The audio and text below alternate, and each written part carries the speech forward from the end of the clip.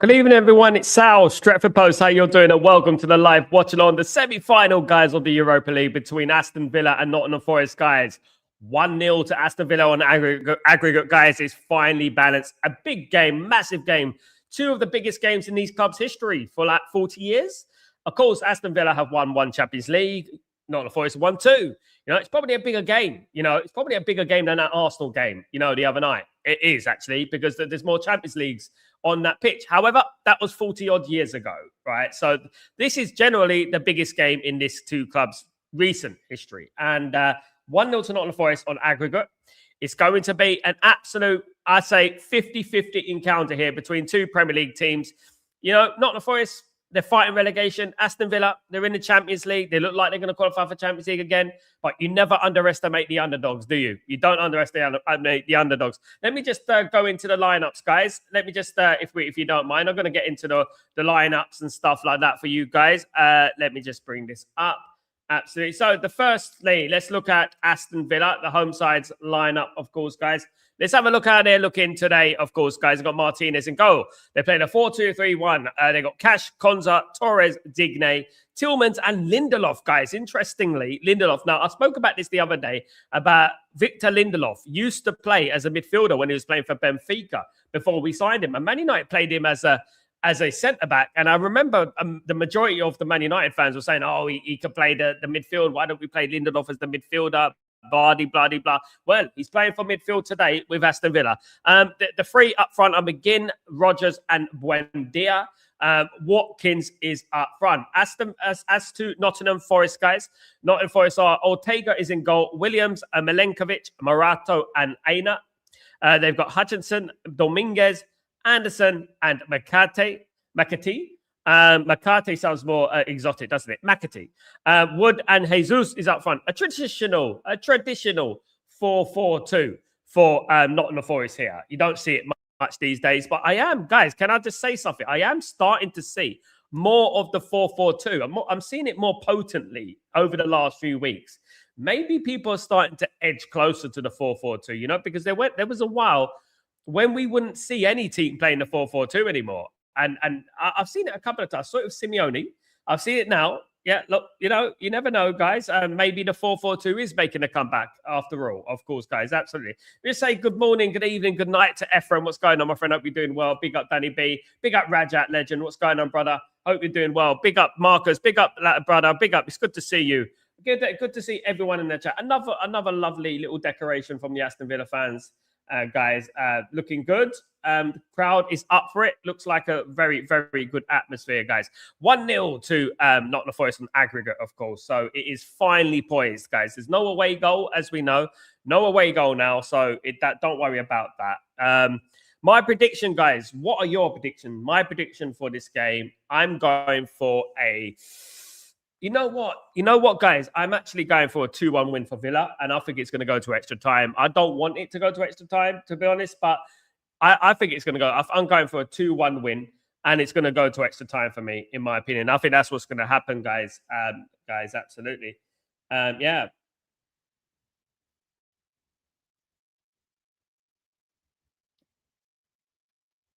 So looking at the two lineups.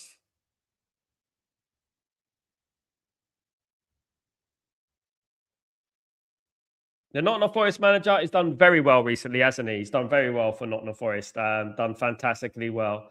Obviously, on the other hand, you've got Unai Emery, who's an expert at this competition, an absolute expert at this competition. He knows it at the back of his hand, doesn't he? He's won it 2 or 3 times. He knows it about the back of his hand. He is what you call the proper Europa League manager, is Unai Emery. You want to win the Europa League, get Unai Emery. If you're in the Europa League, hire Unai Emery, definitely. That's what I would do, guys, absolutely. Now, guys, obviously I broke the exclusive earlier today about Tchouaméni and the bust-up in regards to his players. Obviously, there was a bust-up between Tchouaméni and Valverde. Now, I did speak about this, and now exclusively I said it this morning. And now, lo and behold, the likes of Ben Jacobs and other journalists, respected journalists, are now talking about it, guys. mentioned it this morning, of course, about that bust up and about the possibility that Manchester United could make a move to Tchouaméni. And one of the reasons why Real Madrid could sell Tchouaméni is basically because there is a cult going on within the club, a bit like what Man United had with the bomb squad. If you remember, Real Madrid have got something similar going on. And this is why Real Madrid are looking to offload Tchouaméni. Now, I broke this exclusively, and lo and behold, everyone is talking about it now. The bust up, the fights and stuff like that. There you go, guys. Absolutely. Absolutely. Marcus, I missed it, Sal. Please elaborate on the bust up. Just a fight between Valverde and Tchouaméni on the plane. Actually hit Tchouaméni, and Tchouaméni actually hit Valverde. Tchouaméni hit Valverde, and Valverde had to have stitches. He cut his head open, and it was on the plane. And there was also a bust up, which they're not mentioning on the media, in the training ground as well. So there's something really serious going on at Real Madrid. Now, usually Real Madrid have this, they cover these things up very well. And as soon as anything toxic happens, they're straight away out the door. The players are out the door. Now, Real Madrid have earmarked Tchouaméni as one of the prime bomb squad members, if you know what I mean. And this is why Manchester United could quite possibly go after Tchouaméni, and this is probably why one of the big reasons Tchouaméni has been linked to a move away from Manchester United. So basically that. Now, Real Madrid don't mess about. Real Madrid, if they've got a problem, they will get rid of it. And it's not to say that Tchouaméni's wrong. It's not to say that Real Madrid are wrong. The fact is, I just feel like sometimes relationships burn, and that's what happened, and this has happened with Real Madrid. The relationship is burned. Obviously, there's Rudiger as well, who's obviously a big problem as well. There is a big problem going on there, a massive problem going on there. Mentioned it, yes, this morning, of course, guys. What I would say about it is that it's one of the biggest things I've seen happen at Real Madrid, because Real Madrid usually keep these things well undercover. You know what I mean? Kick-off underway, guys. They usually keep these things well undercover, but this time, no. There's something big going on there. So this is probably the reason why the links with Man United and Real Madrid were happening before. But this has come to the fore now in regards to it's reached this level of peakness. Now, so before, there was a toxic atmosphere going on around Madrid. It was just like tit for tat sort of thing. Negativity going around, toxicity going around. Now, obviously, when you start getting strikes and punch-ups and things like that, that is when you have to say, whoa, and you have to think like, we're gonna have to deal with this from the source and things like that. Do you know what I mean? Absolutely. Yeah, big up. Who do you want to win? Me? Aston Villa. Reason I want Aston Villa to win, not because I'm selfish and I want Elliot Anderson, it's just because I prefer Aston Villa than Nottingham Forest. I think I've had a few Nottingham Forest fans on this channel. I've had a couple, and they're kind of the most bitter fans you will meet. I mean, I don't know why, but they're so bitter. I mean, I had one on this channel. He's got a big platform. He's got like 40,000 subscribers. I don't know if you guys remember people in Stretford Post. You show people respect and you show people love, and even though they support Nottingham Forest, they're irrelevant to Man United. We don't even have to think about Nottingham Forest. I mean, I don't even have to give them a voice, right? They come on the channel and they talk, and you have a good conversation, and then behind your back they're like, weird.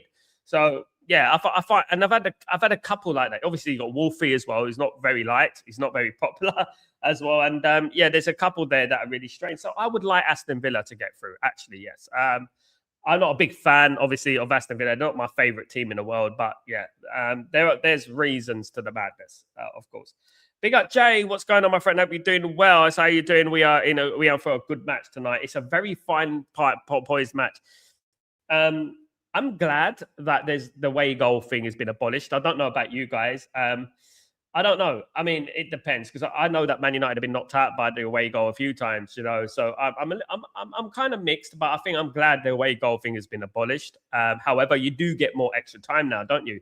You got more chance of extra time and penalties and things like that these days, haven't you? Definitely. And I do think this game is going to go to extra time, guys. I just got this feeling. I'm prepared for it. I'm like, you know what? This game's going to extra time. I'm prepared for it. 1-0 to Nottingham Forest on aggregate. Aston Villa, I can see them winning 1-0, 2-1, 3-2. 3-2 would be nice. You know what I mean? Make it an entertaining game at least. And then I think it'll go to extra time. Either that or Aston Villa absolutely sweep the floor with Nottingham Forest. But Nottingham Forest are not that team, you know. They're not one of those teams who just get swept the floor with. Nottingham Forest are one of those. They're very resilient. You know, they're very resilient team. And I don't think Aston Villa have been in good form either. So, you know, I could flip that and say, well, Aston Villa might, you know, get knocked out. Oh, here we go. Ooh. Cross came in there. Rajat says 2-1. Yeah, that would be extra time. That's what I said as well, Rajat. I think 2-1 as well. 1-0 or 2-1, something like that. And then we'll be in extra time. Look, if it goes to extra time, I've always said it, guys. I've always said, as long as it goes to penalties, that's all I care about. And guys, look, we're going to have a roller coaster of emotions in the World Cup. You know what's going to happen in the World Cup. We're going to be here together, guys. By hook or by crook, we're going to be here together, guys. And we'll be like this. I'll be having to wear my sunglasses. I'll be like this, and I'll put some eyes on it like that because I'll be sleeping half the way through because some of the games kick off. Guys, it's a game like this is one schedule, right? This is one schedule. It's like 11 p.m. You got a game, then you got a game at midnight. No, is it not midnight? 2 a.m. Sorry. So you got a game at 11 p.m. Then you got a game at midnight. Then you got a game at I think it's 3 a.m. And then you got a game about 6 a.m. And then you got a game about 11 a.m. And then you got a game about 2 p.m. And I'm thinking to myself, that is like 24 hours of football, basically. And I'm thinking, how am I going to do that? You know, how am I going to do it? It's going to ruin my marriage. I mean, I'm looking at it and I'm thinking, my goodness me, I'm going to have to pick and choose the games very, very wisely. I'm going to try and do all of those games. I am.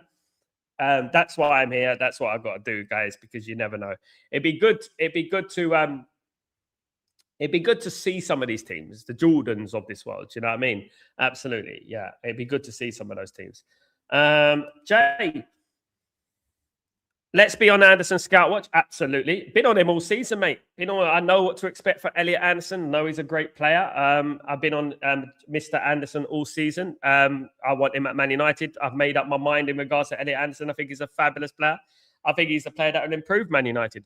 You know, absolutely. He's my top two, definitely. Tonali, Stiller, and Anderson. Those three there are my choices. Here come Forest, though. Forest looking to... it's a free kick. No. Forest attacking here. Here they go. Buendia. Good play. Good play. And that's going to be a foul, no? That's going to be a foul for Nottingham Forest. Yeah, that's a free. It's a throw-in for Nottingham Forest. Ephraim. So if Enrique win the Champions League, do you think he will leave PSG? I don't know 100%.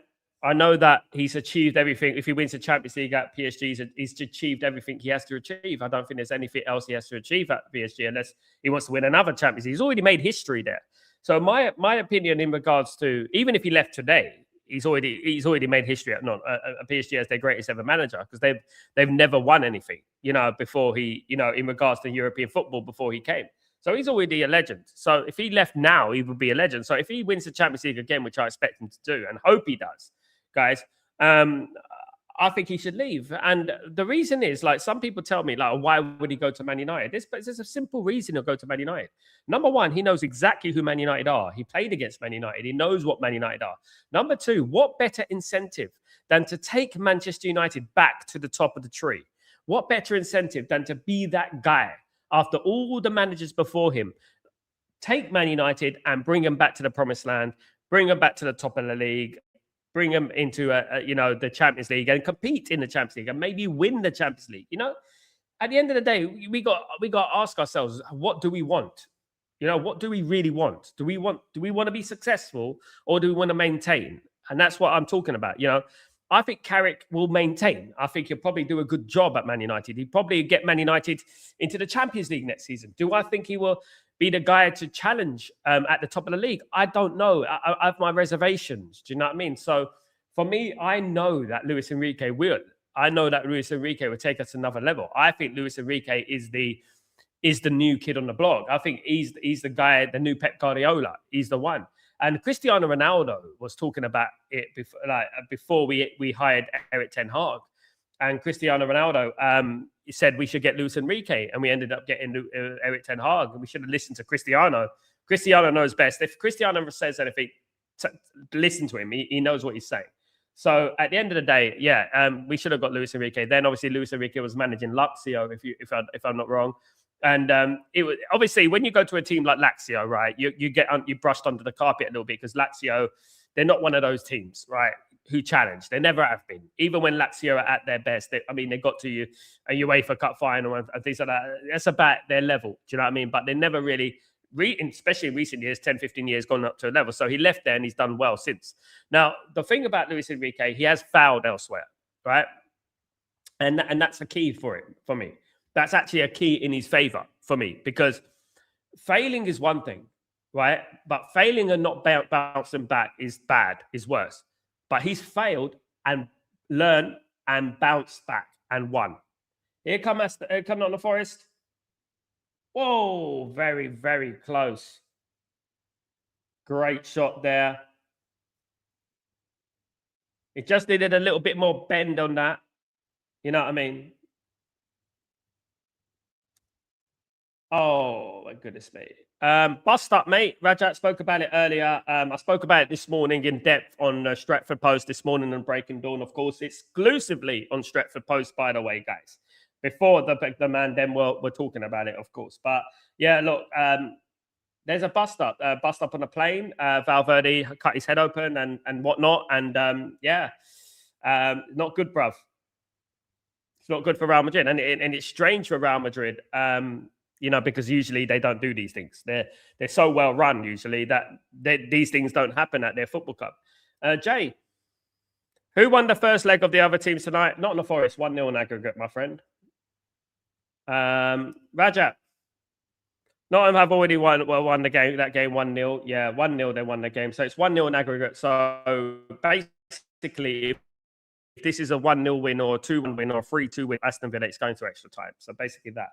So I'm predicting it to go to extra time. If this is a draw, Nottingham Forest go through. Now, it would be a fairy tale for Nottingham Forest to win this tournament, right? It would be a fairy tale. It would go be back like to the Brian Clough days and all that, if you know, you know. But then again, you look at Aston Villa, they got one European Cup, by the way, and it will go back to their good old days as well. No, the other match in the Europa League. The first leg was won by Braga, Jay. 2-1, I think it was. If I'm not wrong, it was won by Braga. So they're playing now. Braga and Freiburg. It's 2-1. I'll be keeping an update on that, by the way.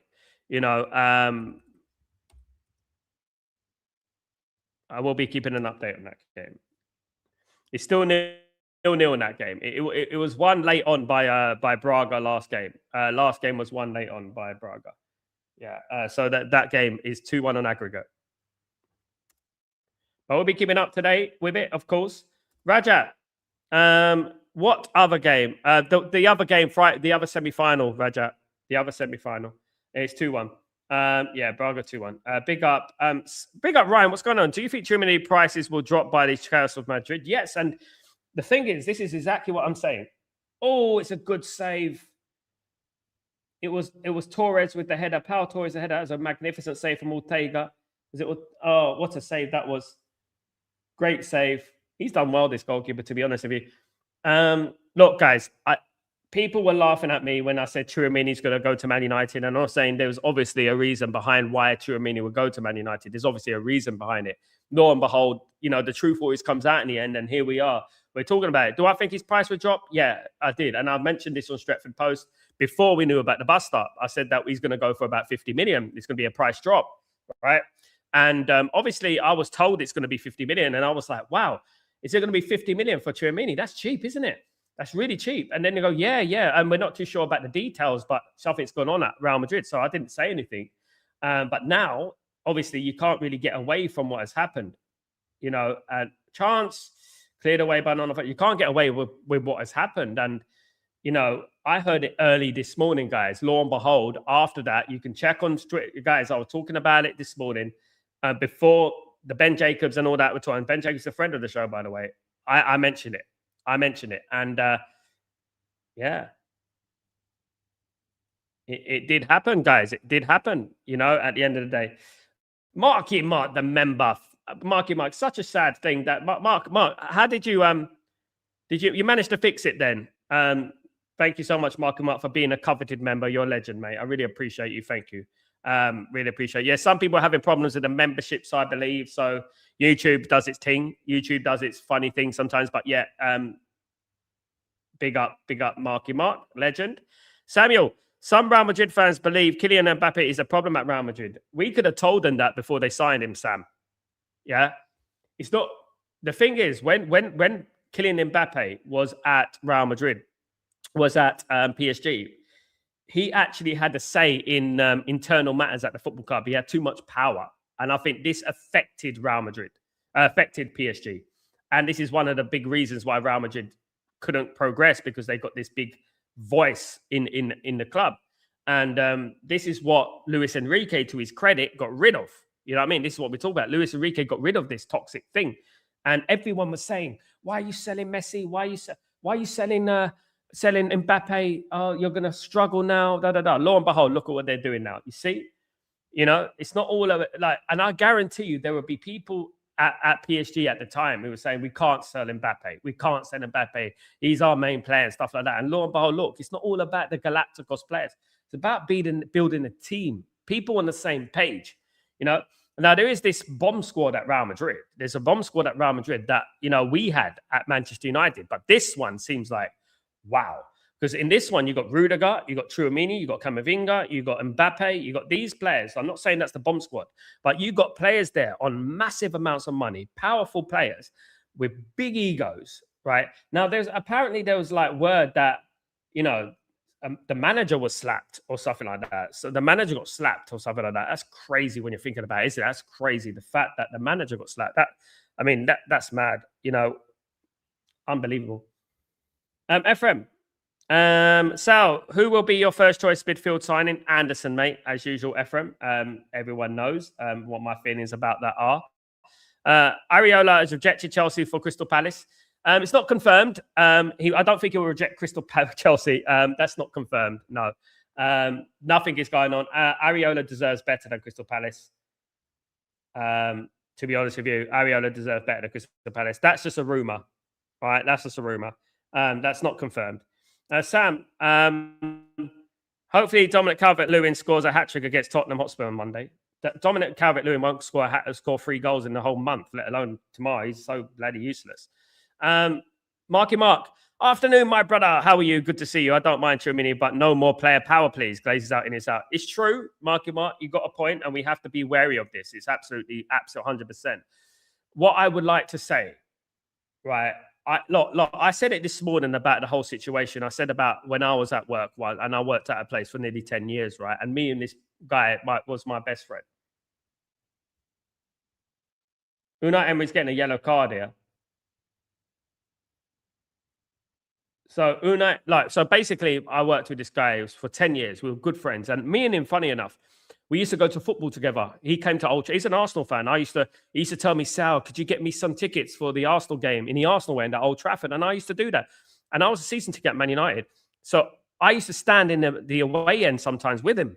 You know what I mean? Because I wanted him to see the game, right? And I wanted to next to my friend. I would take him to and we were good friends.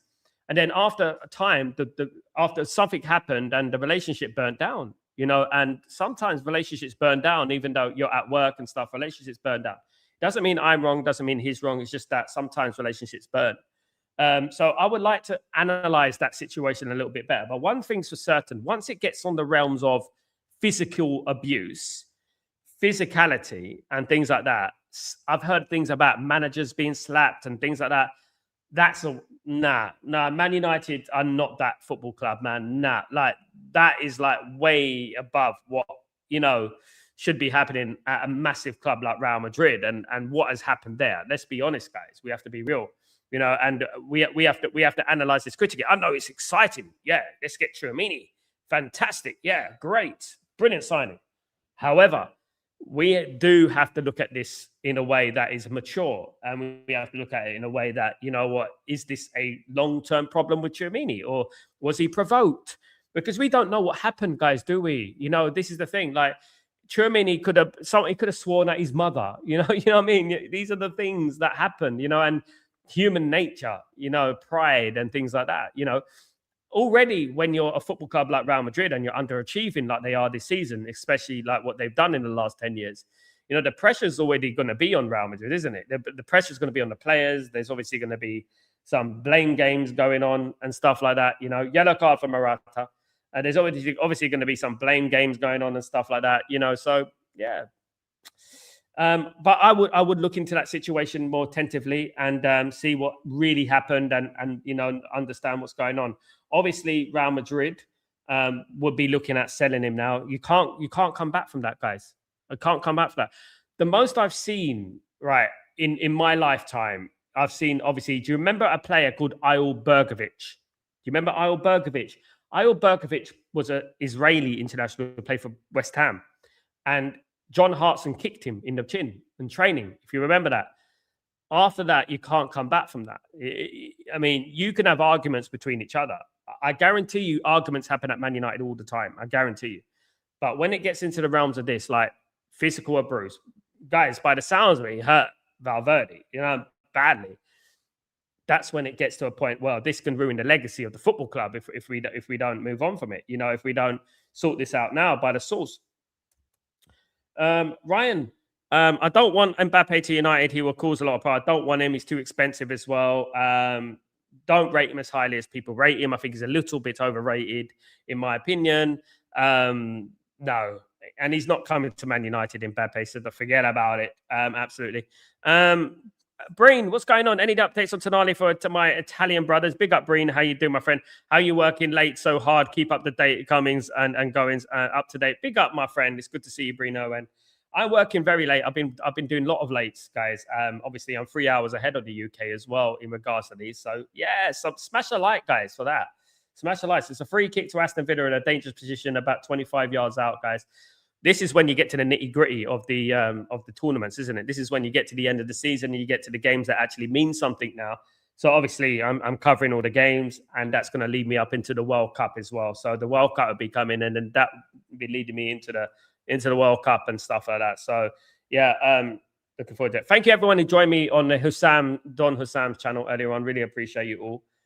Thank you, and those people who smashed the like as well. Really appreciate you, of course. Absolutely. Here come Aston Villa. Aston Villa, the free kick. Digne is standing over the free kick. It's a good position for Digne on the left foot. Can he get it? Can he bend it over?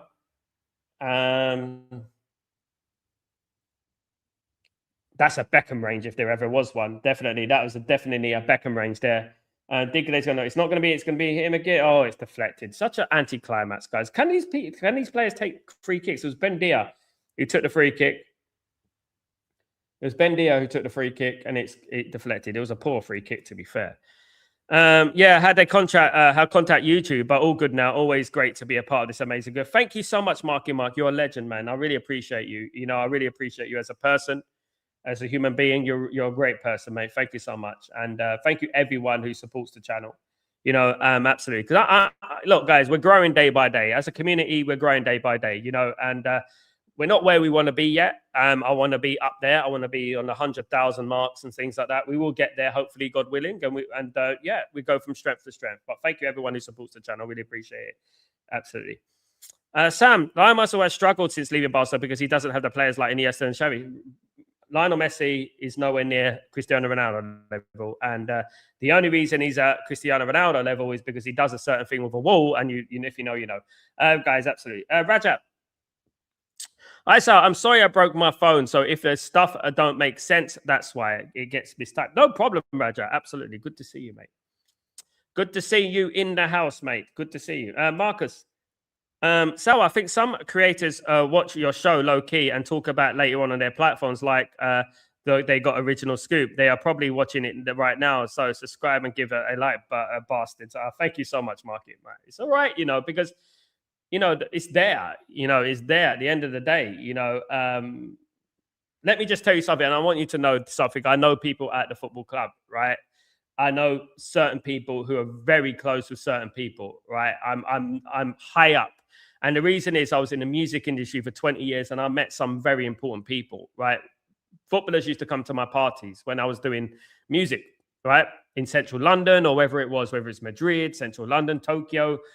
I used to be in the music industry. I used to do gigs and stuff, and a lot of the players and their agents used to go to the gigs, right? And I got to know a lot of people on that. And a lot of those people were upcoming then. A lot of them were like getting into the game in regards to agency work and stuff in football. And a lot of them have elevated. One of them, a couple of them actually have gone to Man United. And yeah, I've got my contacts from that. You know, obviously I've got a contact for Fabrizio and stuff like that, but it runs deep, you know. And the thing is that I don't mind people doing what I, you know, but you know, when saying, you know, like taking news from me, it's absolutely fine. However, I would like a little bit of recognition. It would be nice to recognize what it is. I don't bother like going online on Twitter and saying, "Oh, I had the exclusive," because there's no point. You know what I mean? You know, people in this community know. They know absolutely. You know, for me to come out and say "bust up," right, this morning, early hours of the morning, guys. For me to come out and say "bust up," there's been a bust up. Come on, how do I get this information?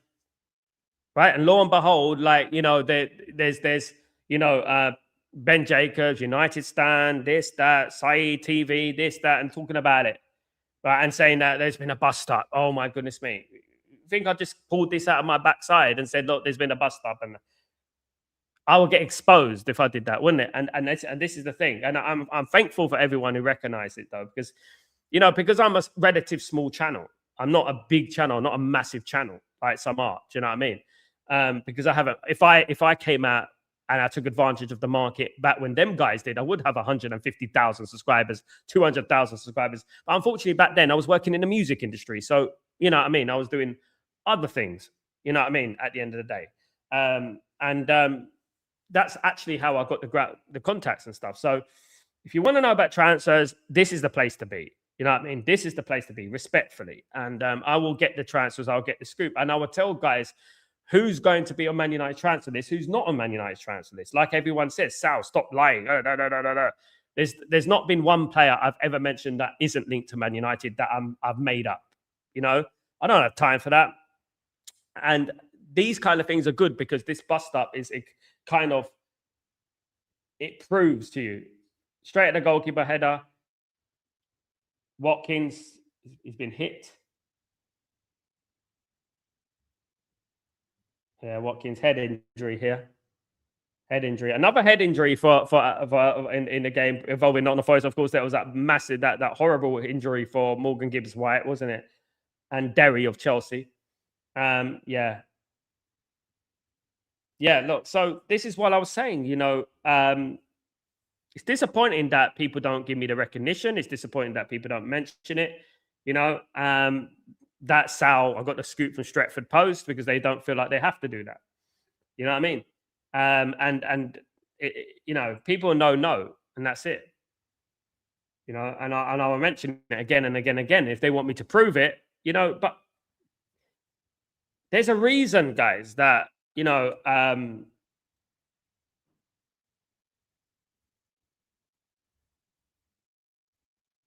Let me just tell you something, guys. Like, I didn't just start off when I was a young kid, right? When I was a young lad, I lived in a one-bedroom flat in a town called Leytonstone in East London, one of the most deprived areas of London I lived in, right? I got into the music industry at a young age, managing my brother, Reds. Look him on YouTube, millions of views across the line. So when people talk about my YouTube channel, that I've had millions of views across the net.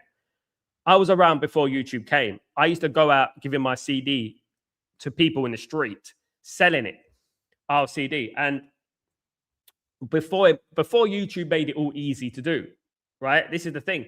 Then I had YouTube videos on when YouTube first arrived, before it got taken over by Google and things like that. I had videos on YouTube, right? Reaching hundreds of thousands of views, right?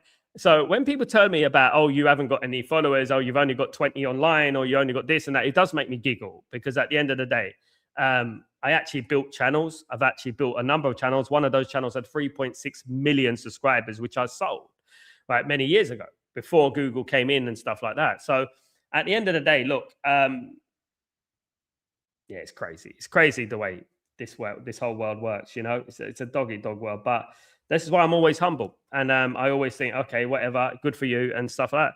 Eric Bay had a bit of banter with Zato Veg and told him to F off. Yeah, banter's different, isn't it, than a punch up? Absolutely. So, what do you think about? So, what do you think Real Madrid missed in regards to Real Madrid are missing team ethic right now? They're missing the thing. The Real Madrid, right? Real Madrid are what you would call serial winners. This is how Man United should be. This is what I'm talking about, right? Real Madrid are serial winners. So if Real Madrid don't win the league once, let alone being 10 points or so behind Barcelona, the greatest rival, there is a big, big cloud over the football club. I mean, this is what we're talking about levels here, right? Because Real Madrid have won up to amounts of Champions League this last 10 years. They've won various trophies last 10 years, right? Yet they want to keep their standards to a certain level, right? They want their levels to always be there. You know what I mean? Man United is like, yeah, Carrick at the wheel. No offense to Carrick, but this is what we're like. We're like very excited. We came third. We're celebrating third place. Let's celebrate third place. Blah, blah, blah. I don't. I'm sorry, I don't. I'm happy we're in the Champions League, but celebrate third place. Look at the way Real Madrid, the Real Madrid having bloody punch-ups for coming second in the league. You know what I mean? This is what we're talking about. Now, we could flip that, isn't it? We could flip that, oh, what's going on at Real Madrid could be the fact that they're not achieving anything this season and the pressure is on and stuff, you know what I mean? But yet we're giddy, you know? Mark about always in the know, so big up my brother. No more slow sports news. Laman's here first. Dorgu here first. Nita Sikovit Sales Flower. Thank you, Marky Mark. You're legend. Legend, mate. Look, players been mentioned, players get linked to Man United. That's natural. We will be linked to hundreds of players. That's going to happen. Will Man United sign all those players? No, they won't sign all those players. But one thing's for certain, those players will be on Manchester United's radar. And I think it's a good thing to know who's on Man United's radar and who's not, because it gives us an idea on what they're looking at the moment. You know what I mean? There are players that I've mentioned yesterday, like the Frankfurt, Hugo Larsson. Nobody was mentioning Hugo Larsson.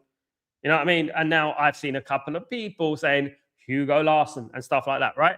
And Man United are looking at him, whether it was Alphonso Davies, whether it was what's his name, Nathaniel Brown, or you know these kind of players linked to Man United, you know. But we're not going to sign all of them, and that's the thing. Thank you, Marky Mark. John, good day, my mate. Good to say it. This is the best show by far. Keep up the great work. Regards, Gally, John Gallagher. What's going on, my friend? Hope you're doing well. Really good to see you. Thank you so much for your very kind words. We're just a football channel, mate. We just want to spread the right word and do it the right way. You know what I mean? And no agendas, and that's it. Absolutely. No agendas and no sugarcoating. We're not Willy Wonka. Post, we are Stretford Post, of course, guys. So no sugarcoating, but we try our best. Absolutely. Thank you so much, my friend. It's good to have you here. Welcome to the family, of course. FM, you're the first scout in Le Mans with nobody, no sale. The ball knowledge is top notch. Big up. Thank you, FM, and thank you again. You know what I mean? People need to know. They need to know. Absolutely, they need to know. I mean, I was talking about selling Le Mans, right? In the before we signed him, right? And then I had a few people. I was sitting in Italy. I was in Italy, and someone told me, "Oh, Sal, you know the goalkeeper selling Le Mans." I said, "I heard about him, the young goalkeeper of Belgium." And they go, "Yeah," and he said, "Like, you know what? Just a little bit of excuses. Man United are looking at him at the moment, right?" And I said, "What?" And I said, "Is it Man United need a first team goalkeeper? Is this who they're looking at?" So I thought, okay. I said, I'll have a look at Cedi Le Mans, and I was very impressed with what I saw. And I said, this guy's going to be a generational player. This guy's going to be the next big thing. He's going to play for Man United for 10 years. And he's got, you know, and people going, oh, you know, just another unproven player. It's just speculation. And then lo and behold, like, you know, we start getting linked to him. Then people like Alex Tools Football starts talking about him. Other people start talking about him and act like it's they got the exclusive when it's not that. You know what I mean? At the end of the day, you know? Don't want to be the next Wenger top four. We don't. I don't want to be that. I'm happy we got third. So that's a stepping stone, right? Man United coming third. Okay, great. One season only, guys. Stepping stone to greater things. And that's how I think it should be. I'm sitting there on various streams, right? Whether it's Judge Mo, whether it's Don Hussam, and I'm listening to Arsenal fans. And I'm like, oh my God, man. I'm sitting there as a man who's witnessed 13 titles, guys. 13 titles I've seen in my life. I've seen a treble. I've seen a Champions League and Premier League double. I've seen FA Cup doubles. I've seen World Cups. I've seen everything, right? And I'm sitting there like, you know, and the arrogance oozing out of the Arsenal fans. And I'm like, goodness me, like, how did it get to this? How did Man City, Liverpool, Chelsea, allow Arsenal to get to the Champions League final. Man United would never allow this to happen. When Man United were around, they would never allow Arsenal to get to the Champions League final. Man United would have played Arsenal in the Champions League and knocked them out. Do you know what I mean? That's what would have happened, like we have in the past. Yeah, look, you know, I don't think it's in the realms of impossibility for Man United to challenge for the league next season. It's not impossible, and I urge every Man United fan to keep the levels up, and not only with the league, and not only having like we're going to win the league and that, but also about transfers. Don't feel that anything is unrealistic. Wide of the mark there, shot by Tillmans, poor shot to be honest, dragged wide. It was dragged wide. Don't let anything sway you away from keeping your expectations high. I've said this many, many times. The board of Ineos and the Glazers, they think when you have low expectations, when you're doubt and you're pessimistic, continually pessimistic, and you're very negative, they love that, by the way. Let me just say that they love that because the energy is already low. So if they give you a little bit more than what you expect, a tiny bit, the people who are too negative are going to be like, wow, that's more than I expected. But if we have high expectations, they have to reach those expectations for me to be pleased. You know, and I'm going to have those expectations. Yeah, we signed Tchouaméni. Yes, we have to sign Tchouaméni. Yes, we have to sign Anderson. Yes, we have to sign Tonali. Why not? Stiller. Why not? Why not? We're Man United, for heaven's sake, for one of the biggest clubs in the world. If Man United are not going to sign him, who else? Who's bigger than Man United? Be honest. People say, oh, why would Luis Enrique leave PSG? Because Man United are a bigger club than PSG. Man United are there. PSG are there. PSG are a better football team. Doesn't mean they're a bigger football club. Run better than us, no doubt, right? Absolutely. But we're still one of the biggest clubs in the world, definitely in the top three. And I think we do have to keep their expectations to a level. Do you know what I mean? 35 minutes gone, guys. It's kind of flying by. Here come Aston Villa on the left-hand side. 1-0. Watkins with his bandage. 1-0. 1-1 on aggregate, guys. Aston Villa have scored 1-0, guys. 1-1 on aggregate. Game on. Game on, guys. Game on. Absolutely game on, guys. I told you. It's going to be one of those games, guys. It's going to go, you know what I said? I said it's going to go to extra time and things like that. I did say it's going to go to extra time and things like that. Game on, guys. Game on. Good cross, good play on the wing. And it was a good cross in the end. And Ollie Watkins, good play from Buendia. He got the ball on the left. 1-0 to Aston Villa. Poor play from the Nottingham Forest defence. It was given away in the end. Milinkovic gave it away there. And yeah, it's poor defending all round, poor play. He's onside. They're playing him onside in the middle. It goes out to, I think it is, Buendia, and he takes on a couple of men and passes in a great ball into the box. And there you go, straight into the box. Great skill from Buendia. And another player, by the way, who's very underrated, by the way. 1-0 to Aston Villa. Game on, guys. Game on. But here comes Nottingham Forest straight away. Mark, you legend. Mark, thank you so much for your generosity. I really appreciate that, my friend. Thank you so much for supporting the channel. You're an absolute legend. For everyone, please hit the like and subscribe. Absolute diamond, mate. You are, mate. Yeah, there's some good people in this world. And one of the great things about having this platform is that you get to meet some people like Mark, who I wouldn't have met otherwise. Do you know what I mean? And hopefully one day I'll meet him in person. Absolutely. But thank you so much, Mark. How's your Italian venture going, my friend? How's it going? Spot on, Sal. We need to raise our standards. We do not hire managers because they finish Champions League. It is a bare minimum for this club. Exactly what someone said earlier. I don't want to become the new Arsenal. I don't want to be the team that is celebrating fourth place or third place. I don't want to be that team. That's everything we said that we're never going to be. You know? Thanks again, Marky Mark. Really appreciate you. Really appreciate you. Thank you. Aston Villa 1-0. Wolfie head loss.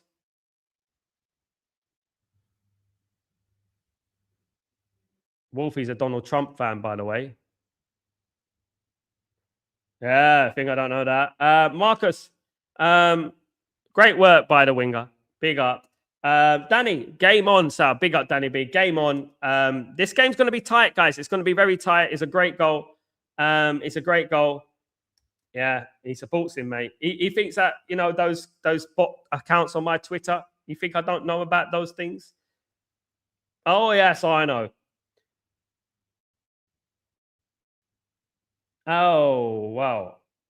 You know what, guys? Let me just tell you something about bots and things like that, right? I've been around your social media for a very long time, as you know, right?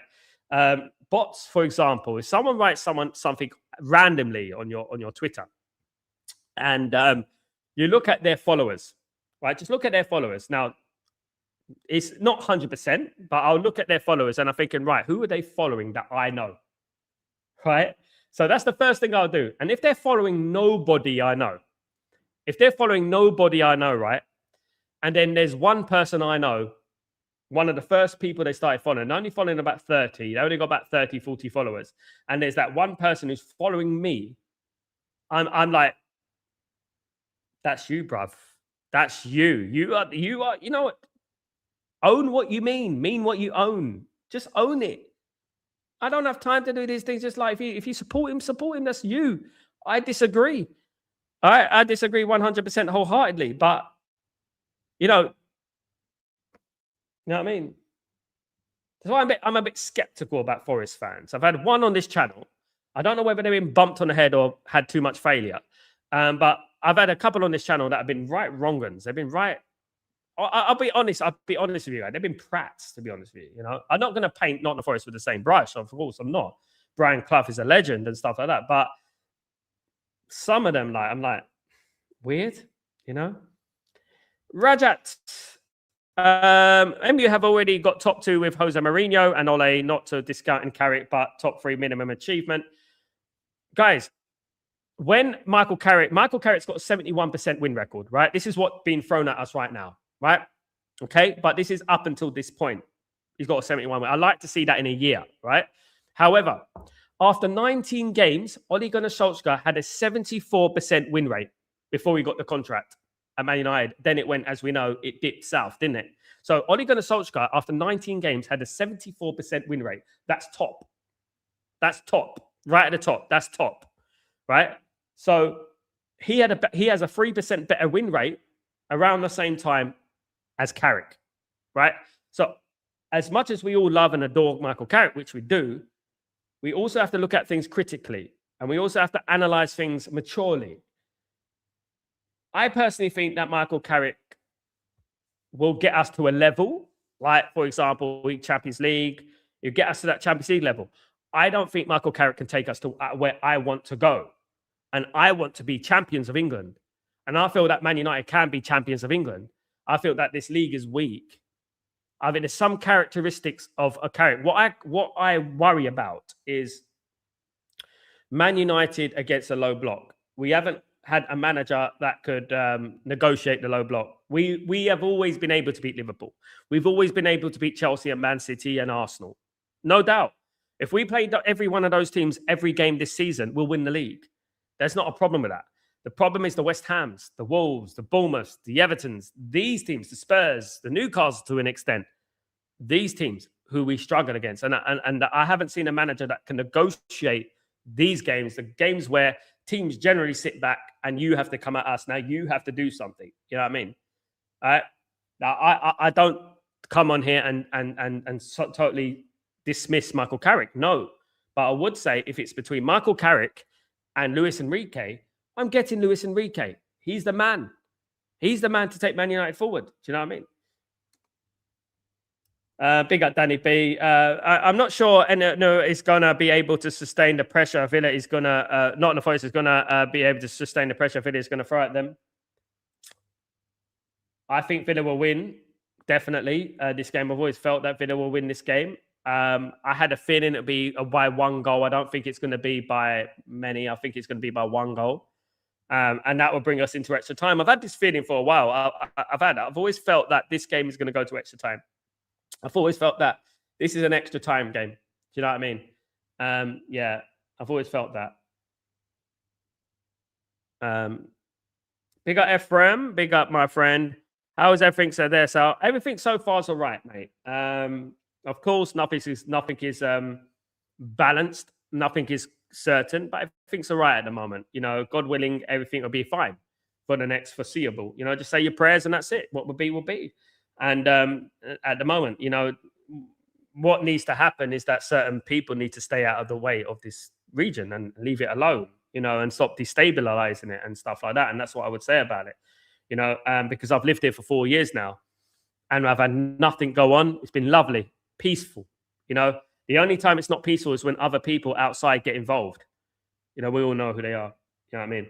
But yeah, it's cost me, guys, it cost me thousands this last month flying to Italy and stuff like that, and the prices of the flights went through the roof, going there, coming back and stuff like that. I had to come back because I've got a lot of things to do, and I can't just be in Italy for 2 months as I was and not do the things I have to do as well. People don't understand, but I do work with a football team here. And I do have a lot of things I have to do as well. Marcus, I support Carrick if he's hired. Absolutely. My only problem is his division. I don't see it. When I watch PSG or Man City play, I see what they're trying to do. They have a style of play. Now, in particular with PSG, right? Look at Luis Enrique yesterday. He had different strings to his bow. He can go counter-attacking, right? Now, Carrick can counter-attack. That's it. Luis Enrique said it himself.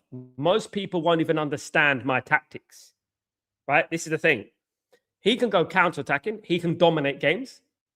He can play defensive. He can play attacking. That's what I like about Luis Enrique.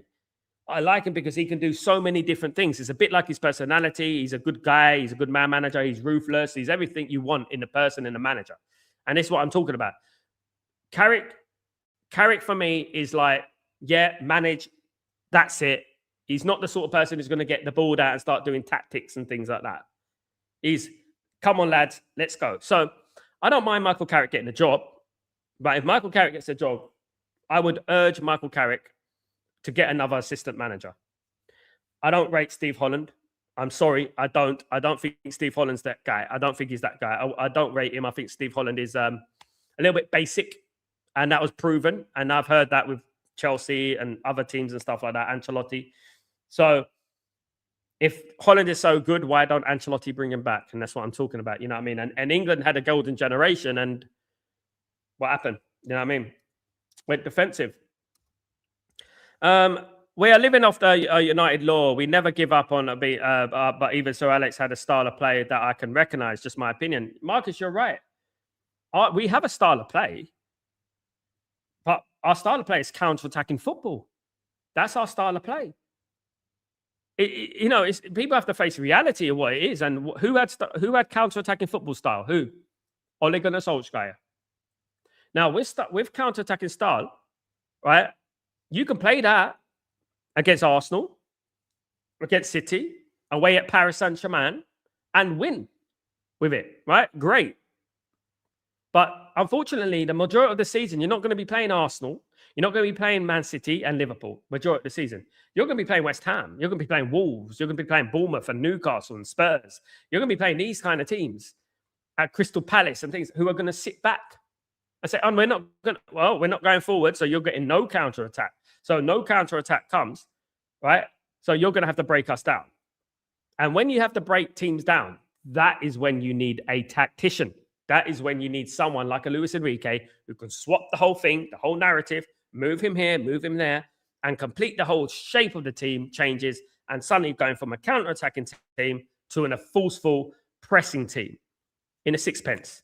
And that's why I believe, and I hope PSG win the Champions League. That's why I believe they will, because they're just not only with the players, guys, they've got great players, of course they have, but the manager is going to school Arteta. He knows, he's been there, he knows what to do, right? And the game against Arsenal will be over in the first half. Remember this word, guys. The game against Arsenal with PSG will be over in the first half. I'd be surprised if it's not 2-0 at halftime. That's what I'm saying. And remember that. I'd be surprised if it's not 2-0. Yes, Arsenal will huff and puff. They'll give their all. I've seen Arsenal huff and puff against Man City and give their all and get destroyed in the League Cup final, right? At the end of the day. So there you go. Sam, Nottingham Forest should have started Matt and Marino Sagare. Strange. Yeah, strange they didn't. Exactly. Licho Martin is a great and versatile coach. It's what we need. Cunha's got a yellow card. The defender Cunha, obviously not the Cunha we know. I pray it's all over in the first half. Marcus, I guarantee I'll enjoy it. And obviously, I'll be supporting West Ham at the weekend as well. I'm here for the watch along, guys. Join me for the watch along for West Ham against Arsenal. I think if they beat West Ham, they're going to win the league. I don't think that Burnley and Crystal Palace have got a chance. Crystal Palace are going to be in the League Cup, obviously the conference final. Guys, absolutely. Let me just get through some of the scores, guys. I just want to get through, just reminded me there. So the score with Freiburg at the moment is 2-0 to Freiburg at the moment, guys. It's half time. That will be 3-2 to Freiburg aggregate against Braga, guys.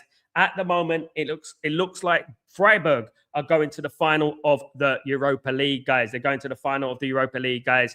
Freiburg are going to the final. I watched Freiburg the other day against Stuttgart. Can I be honest, guys? I watched them the other day in the Pokal German Cup final, and I weren't that impressed, to be fair. I felt like they were very open, and I do think that Aston Villa will find Freiburg out and beat Freiburg. Nottingham Forest, it's a little bit more tighter. Freiburg have got some good players. Freiburg are 7th in the Bundesliga, which isn't great. Bundesliga. I mean, imagine being 7th in the Bundesliga. You know what I mean? Who is ahead of you? You know what I mean? So I would say that they're doing very well in the Europa League. They're 2-0 up. They're 3-2 up on aggregate, 2-0 up tonight, of course. Here's Elliot Anderson with a free kick. Yeah, so they look good for their money at the moment. It is only 3-2 in aggregate, though. It is only 3-2 on aggregate. Goal kick there. We got 4 minutes. We're into the 4 minutes of added time, guys. The 4 minutes should be half time now.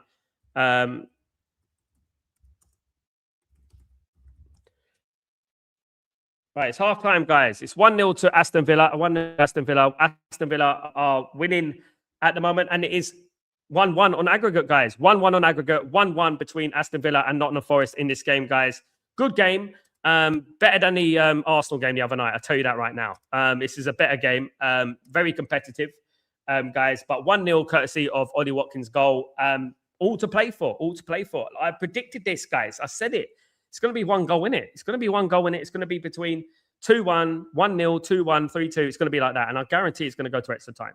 Now, in regards to Crystal Palace are 1-1 with Shakhtar Donetsk in London, guys. It's 4-2 to Crystal Palace on aggregate. That's in the Conference League. So, yeah, Crystal Palace are looking good for their money at the moment in regards to going to the Conference League final. Yeah, but they have to be careful, obviously, because Shakhtar are the underdogs at the moment. So obviously Shakhtar will be looking at, maybe we can get something. But it's half-time there at Selhurst Park, and it's 1-1 between Crystal Palace and Shakhtar Donetsk, 4-2 in aggregate. Of course, Palace won 4-2 or 3-1 away from home, of course, guys. So, hey, Gregory, what's going on, my friend? Hope you're doing well. Good to see you, my guy. I hope everything is blessed with you. Thank you so much for joining me. Thank you. And guys, yes, like the stream, guys. Let's get the likes up. Obviously, it's very easy to forget on the watch-alongs to get the likes up, but thank you, guys. Appreciate you, Gregory. Thank you so much, you legend. Yeah, let's get the lights up, guys. All to play for in the second half. It's 1-1. It's a draw at the moment, guys. So this is going to extra time as we speak. Unless Aston Villa score again or Nottingham Forest score once. Guys, it will be going to extra time. Been quite lucky with the extra time, the old extra time in the last few weeks in regards to the Europa League. There's been none. I think, has there been one? Have we done extra time yet? I think we done one recently. What did we do extra time for? Can't remember. Was it Aston Villa? Yeah, but it didn't go to penalties. I was disappointed by that. I was disappointed it didn't go to penalties. Have you spoken about the new Chelsea manager? Were you surprised? No. The only thing I was surprised about is that Areola being linked to Crystal Palace. I don't think that's going to happen. I think that Areola will be an absolutely brilliant appointment by Chelsea. I think that with Areola, I always knew that he was going to go to a big club. I don't think he would go to Crystal Palace. So, in my opinion, I would, if I was Chelsea, though. If I was Chelsea, I would go for Cesc Fabregas. Now, if Areola goes to Crystal Palace, I think that's low for him. I think he's selling himself short. Can I be honest?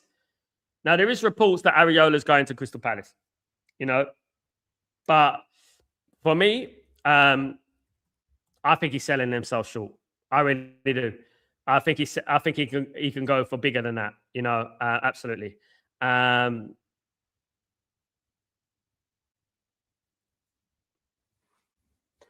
Who's going to be the Chelsea manager? I would go for Cesc Fabregas for me, absolutely. Do Man United need to get Toni Kroos and Luka Modric? No way, they're too old, mate. They're too old. Man United don't need any old players like that, man.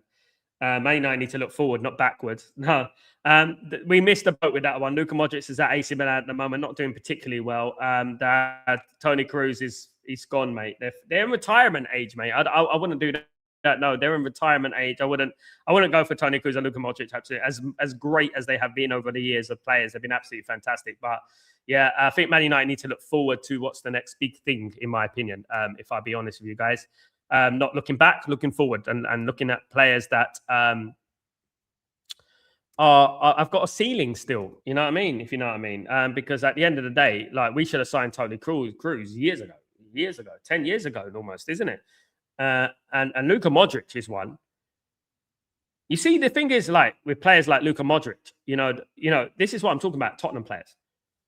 A lot of Tottenham players leave Tottenham and they become superstars. I can remember a few, Gareth Bale, right? Dimitar Berbatov, Sol Campbell, Michael Carrick, Luka Modric. These players left Spurs and became legends. You know what I mean? It's unbelievable, isn't it? No one would have expected them to get to that level, of course. Richard, what's going on, my friend? Crystal Palace are a better club than Chelsea. Better, but not bigger. No, Chelsea are two-time European champions. I don't like Chelsea, right? But I wouldn't disrespect them. Like, Crystal Palace are a small team in South London, and I used to live in Croydon, right? I used to live around the corner from Palace, right? I literally lived in a place called Sandylands, right? Which is literally 15 minutes away from Selhurst Park, right? And I used to always go there a lot of times. And yeah, they're a small club, mate. They're a small club. Chelsea, maybe, Crystal Palace might be a better club in regards to respect, but Chelsea are a much bigger club. And the issue I have with Chelsea, right? The issue I have with Chelsea is that when I was growing up, guys, Chelsea were not a big club, right? It was only when Abramovich came into the club that they became a big club. And all these people around the world started supporting Chelsea because they were a big club. They started getting success and because of Abramovich. Now people don't understand that Abramovich only went to Chelsea because Roman Abramovich went to watch a game between Man United and Real Madrid back in 2003. I don't know if you remember it. And it was 4-3 to Man United. R9 scored a hat-trick, right? And Abramovich didn't like football at that time, but he was persuaded to go to the game at Old Trafford, right? He watched that game and fell in love with football. He then had to decide he wants to buy a football club. He wanted to buy a football club. After that, he wanted to buy a football club. He had to decide between Chelsea and Liverpool in the end, because those are the only clubs that were available, which is sort of in his price budget. And he bought Chelsea. Thank goodness he didn't buy Liverpool, but he bought Chelsea. And they bought Chelsea from strength to strength. They made Chelsea into a household name, a big club. Two-time European champions. You know what I mean? They've won everything. And you have to give them their dues and their respect for that. Whenever I argue with a Chelsea fan, they have a right to argue with me because they've won things, at least, unlike Arsenal fans. You know what I mean? So they're not my favorite. They're not my big, but we've had some epic encounters with Chelsea. And I will always remember those encounters. I always remember the Champions League final in 2008. I always remember the Champions League quarterfinal as well. Remember that? A year later, we played them in the Champions League quarterfinal 1 or 2 years later and knocked them out of that. I will always remember these epic. I remember the 1994 FA Cup final is one, guys, winning 4-0 at Wembley, Cantona 2 penalties. I mean, I will have fond memories of Chelsea. Crystal Palace, they've always been a yo-yo team. They've never really been in the Premier League. The only team that was playing at Selhurst Park was Wimbledon at that time. And one thing I like about Crystal Palace, if I was going to give something in Crystal Palace's bow in regards to into their court, I would say that Crystal Palace academy and the way they bring through players is second to none. I think they're brilliant. For their size, I think they're brilliant at bringing through players, in my opinion. And Olise is one of them. I meant someone who can be their kind of rose dictating, control the tempo. Yeah, you can find those players. Anderson is one of those players who can do it if he's at a bigger club. Obviously, there's Angelo Stiller who can do that very well. Of course, you know, if he went to Man United, it'd be a lot better. And I think Mainu's that guy as well. But we, you know, the one thing we can't do is go down the road of Luka Modric and Tony Cruz, and you know, they're getting astronomical wages, and you know, we can't get, you know, it's going to be hard on the FFP as well. I think Steve Parish holds Crystal Palace back as a football club and never replaces their quality players. It's true. Samuel says it here, very true. Parish is a greedy. He reminds me of what's his name, Simon Jordan. He reminds me of him a lot when Simon Jordan was the chairman. I think he was the chairman of Crystal Palace as well. He reminds me, he's very similar, very business-minded. Not in regards, there's nothing wrong with being business-minded, but he's not business-minded in regards to making Crystal Palace up there. Now, one of my first games ever was that I went to was Manchester United against Crystal Palace in the FA Cup final, which went to 2 legs. You remember the 3-3? That was one of my first games. I squeezed into Wembley Stadium, and I was as a kid. And yes, they've been to a few finals since then, but they've gone. I mean, we beat them in the final of the FA Cup as well under Louis van Gaal, if you remember. But since then, they haven't really done anything apart from that Man City FA Cup triumph last season, right? Which was phenomenal.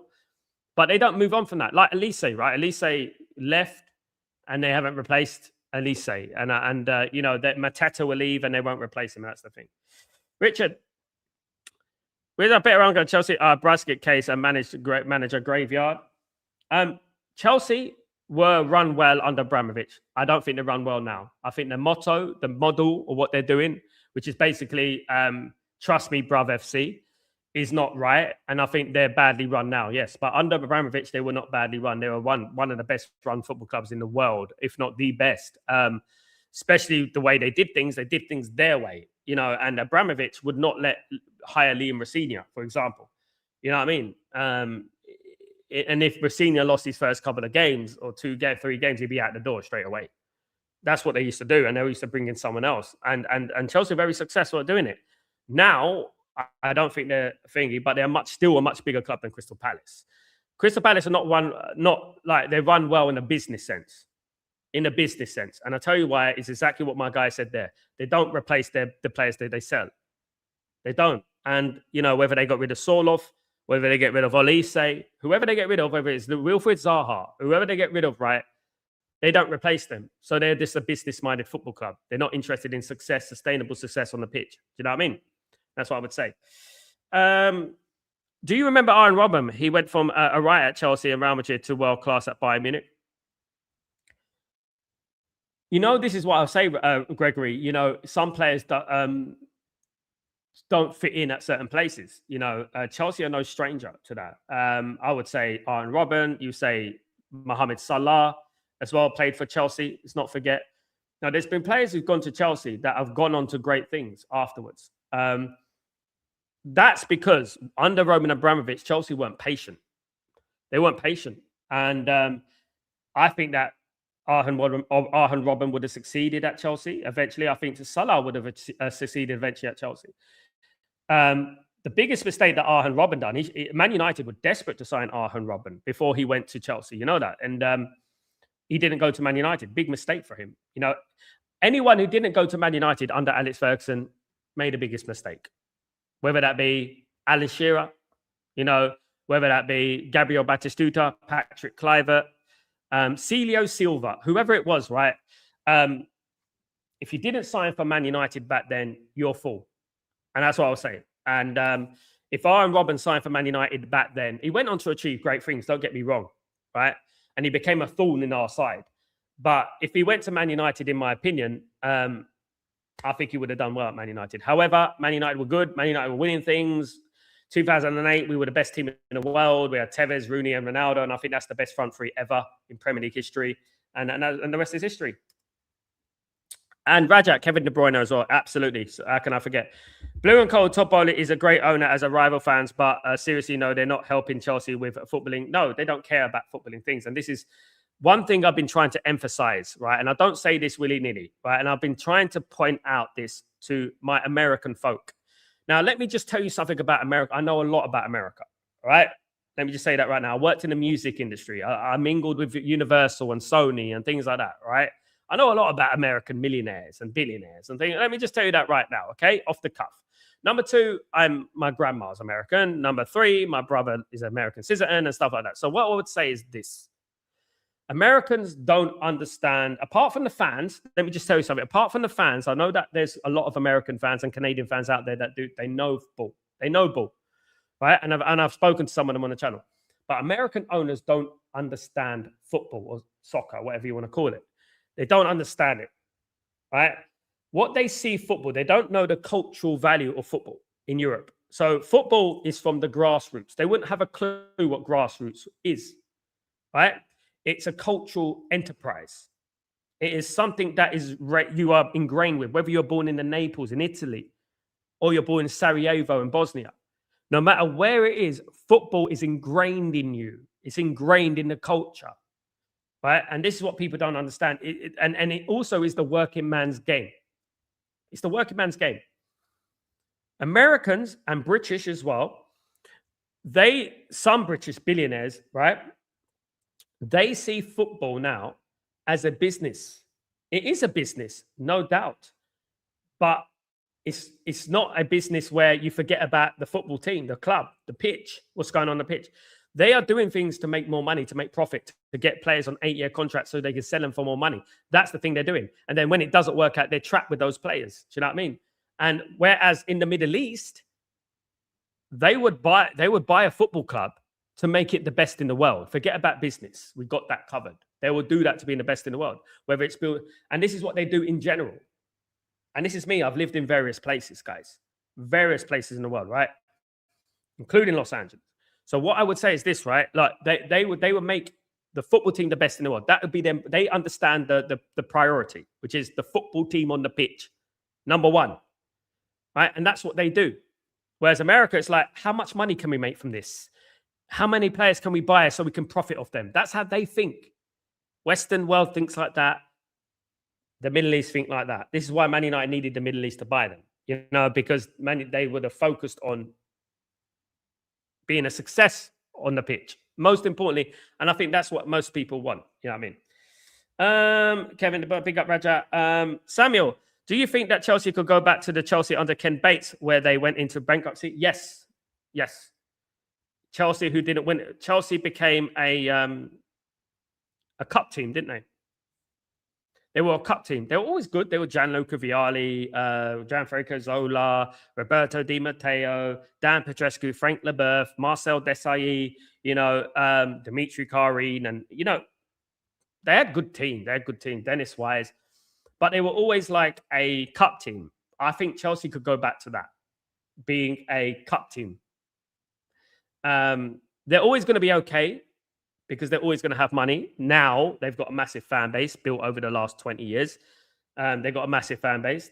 Second half kicked off, guys, but they're never going to be on the level of what they were under Abramovich, in my opinion, unless Abramovich goes back, which I don't think is going to happen. And if I was Chelsea, I would be suing the government because I don't think that's fair. I think what I see in regards to Abramovich is double standards in UK politics. It's double standards, man. I've always believed that politics should stay well away from football anyway. That's what I believe. And if it doesn't stay away from football, it has to be equal. It has to be, the same goes for that, the same goes for that. Do you know what I mean? At the end of the day, tit for tat. But it seems like there's a bias going on and things like that at the end of the day. But if I was Chelsea fan, I would be absolutely fuming. You know what I mean? Absolutely fuming. Now, Chelsea fans have approached me and said, "Oh, do you want to get involved in the protests and things like that?" I'm like, you know what? You've got your own problems to deal with. Man United, we've had our problems for 20 years, mate. I don't see any Chelsea fans coming to our rescue. So I'm like, no, I'm good. I'm a Man United fan. I'm not too interested. You do your thing. We do our thing. Because at the end of the day, I sympathize with them. I do. But just like I would be the same if it was the NFL. Right. And I took charge of an NFL team and I know nothing about the NFL. I know nothing about American football. And I took charge of them and thought I knew what I was doing. Imagine how the NFL fans would feel. You know what I mean? How they'll think. It's exactly how these teams think about American owners.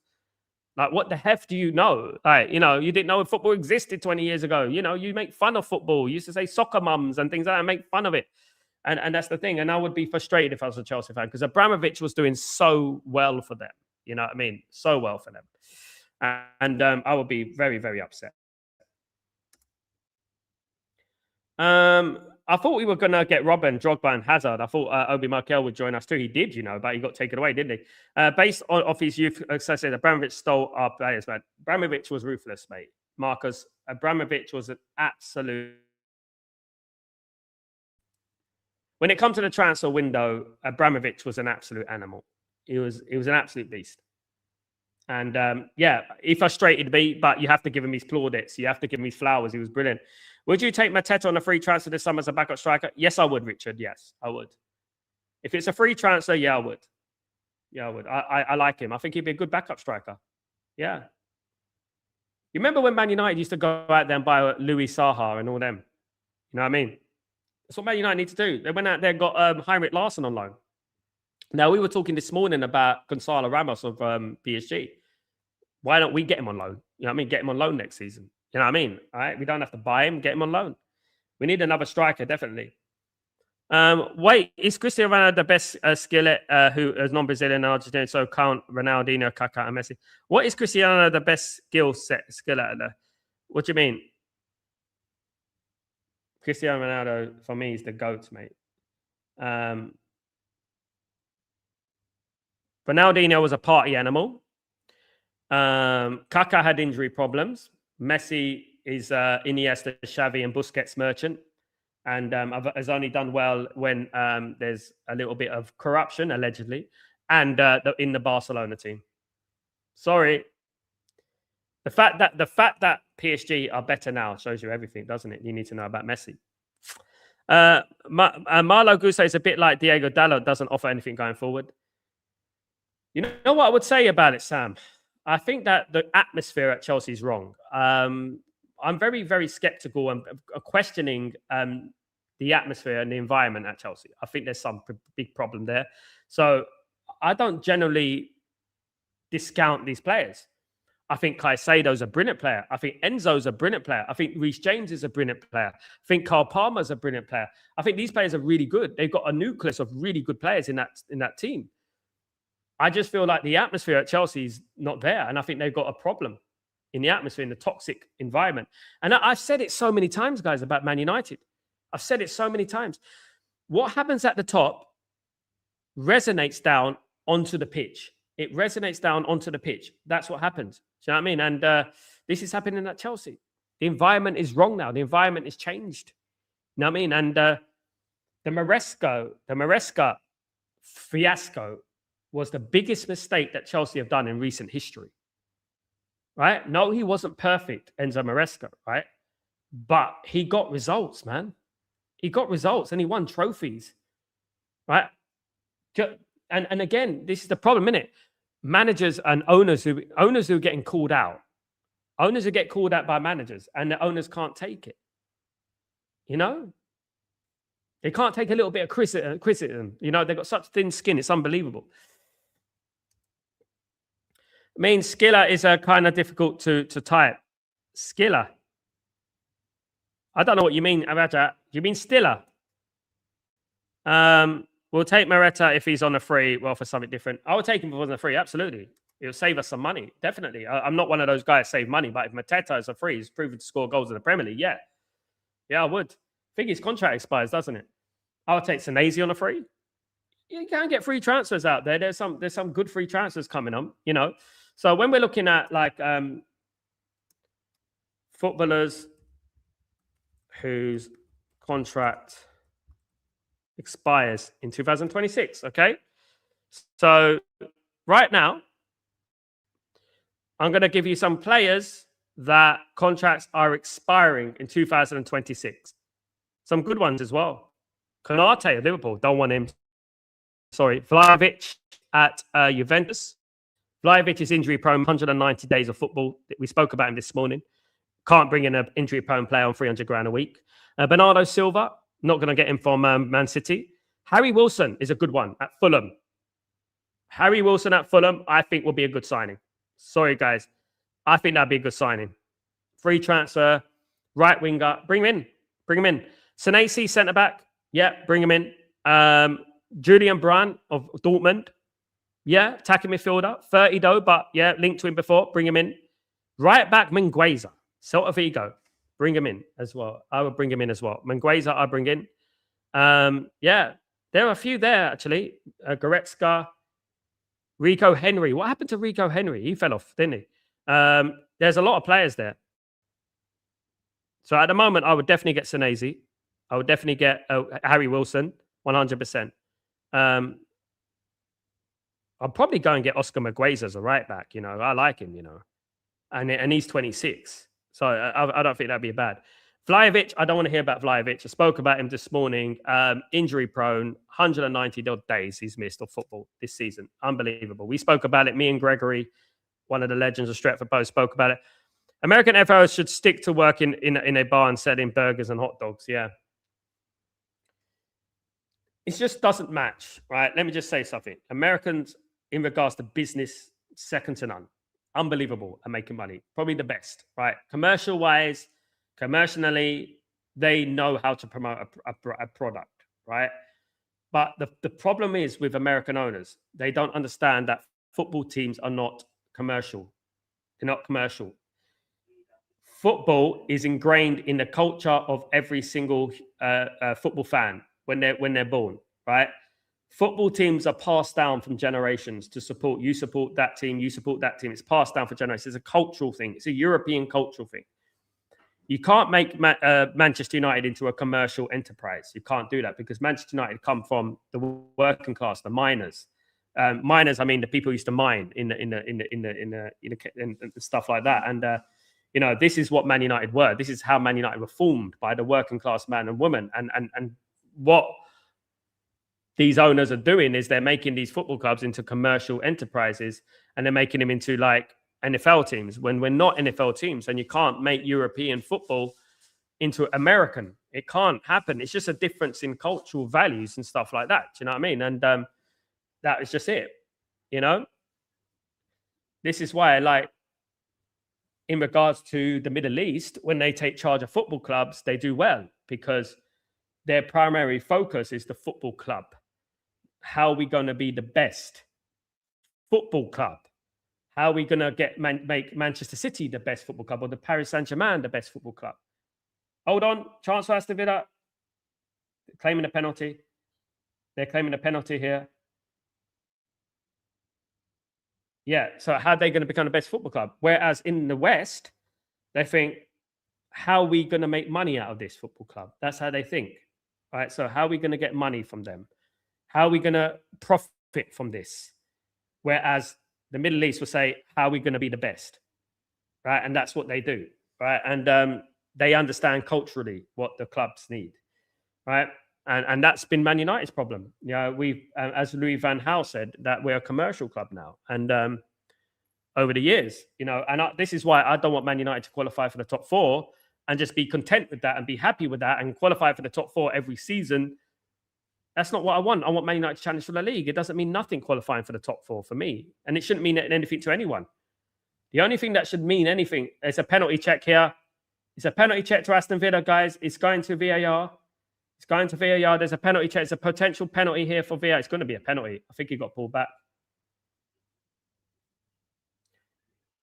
Aston Villa got a chance to go ahead in this tie, guys, in Europe. Nottingham Forest. Yeah, it's a penalty. He pulled his shirt. He pulled his shirt. You can't pull someone's shirt. Nottingham Forest. They're going to see the penalty. It's going to be a penalty. 100%. It's a penalty view. Penalty. Yeah, penalty to Aston Villa. Milinkovic with a stupid challenge. Ridiculous challenge. Really, really stupid. What he was doing, I don't know. But he pulled down, and it's going to be, if they score, it's going to be 2-1 on aggregate to Aston Villa. So that, yeah, what's he doing there? Yeah, that's a blatant penalty. You can't say anything more than that. That was a blatant penalty. It was a blatant penalty. I'm not even saying much, but that was a blatant penalty, definitely. Yeah, it's Aston Villa. A chance to make it 2-1, guys. A chance to make it 2-1 to Aston Villa. On the tie, it'd be 2-0 on the night. On the tie, 2-1 altogether in the semi-final second leg of the Europa League. It's Banter has taken the penalty. It's going to be Banter taking the penalty. Can the goalkeeper be a hero for himself, right? For Nottingham Forest. Penalty taken. Scored. 2-1 to Aston Villa, guys. They are ahead now in the tie. Aston Villa 2, Nottingham Forest 1, guys. They are looking good for the final. They're looking good for the final, guys. 2-1 to Aston Villa on aggregate. 2-0 on the night. They are looking good for the final, guys. Aston Villa looking good. Milinkovic will be kicking himself there. Why did he do that? I don't understand. It's those fine margins, isn't it? I mean, it's those fine margins. Good defenders wouldn't do that. You know, I rated him as well, to be honest with you. I rated him. But yeah, it's 2-1 on aggregate, 2-0 on the night, guys, in regards to Aston Villa. Aston Villa look good. It's, by the way, it's still Freiburg 2, Braga 0 in the other game, in the other semi-final here, guys. At the moment, as we stand, it is Aston Villa versus Freiburg in the final of the Europa League, guys. Germany against England, Freiburg against Prince William is very happy there. Aston Villa fan, of course. Jumping up and down, celebrating. Is it Prince William or Prince Harry? I can't tell the difference. They're both ginge. Yeah, but yeah, so it is 2-1 to Aston Villa on the aggregate and 2-0 on the night. They're going to be playing Freiburg at the moment. They're 2-0 up against the Portuguese Braga at the moment. So there we go, guys. I think that'd be more of a competitive final, to be honest with you. Aston Villa a lot better than Nottingham Forest and Freiburg, in my opinion.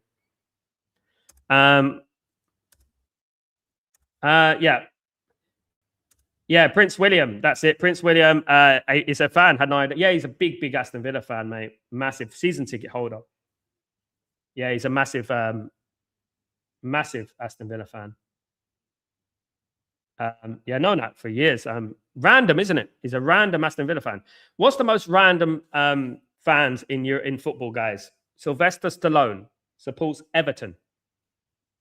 That's funny, isn't it?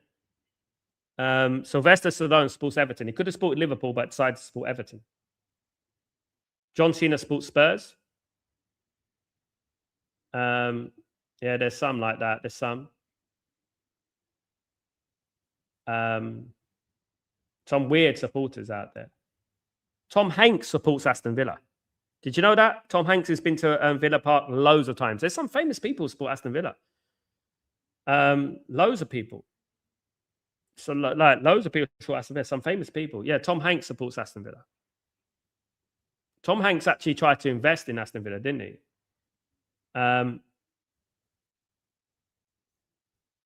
Offside, the ball's in the back of the net again for Aston Villa, but it's offside this time. Ollie Watkins won't count. It won't count. Julia Roberts is a massive Man United fan, yeah.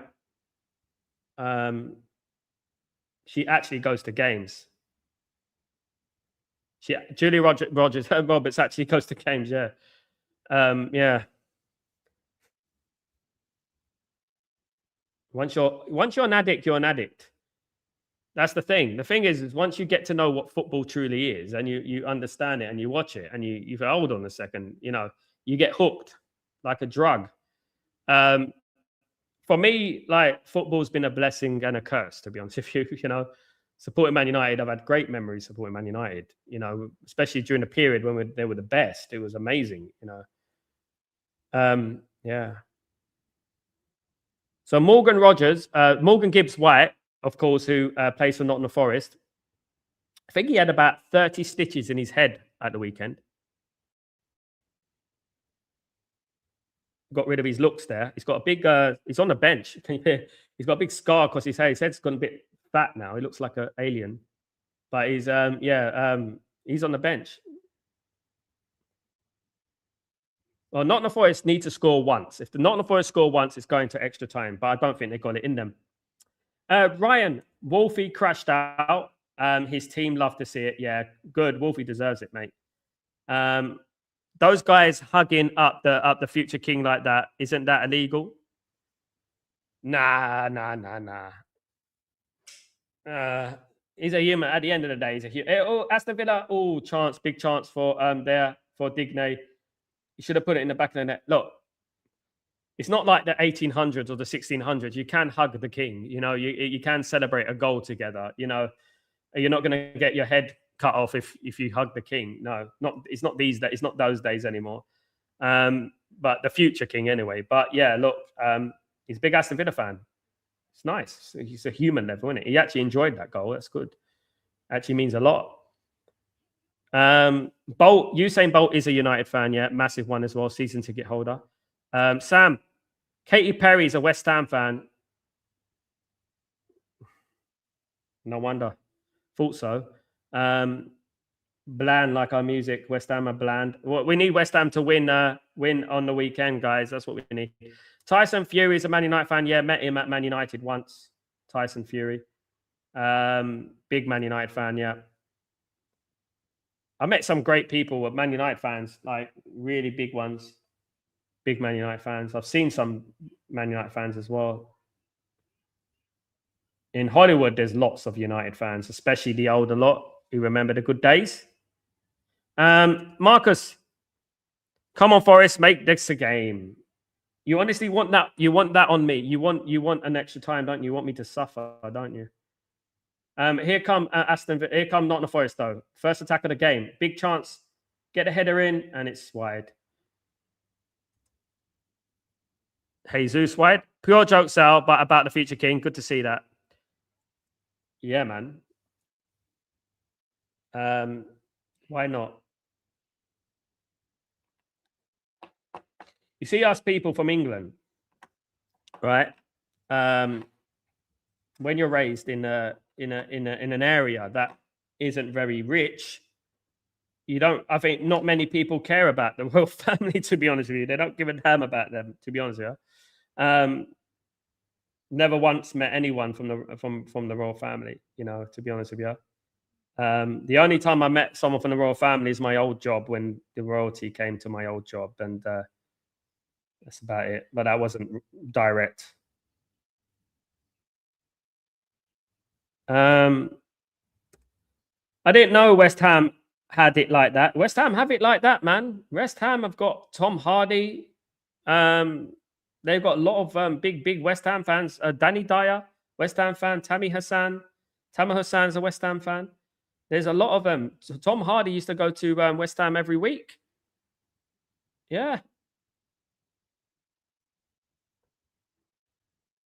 He used to go there every week.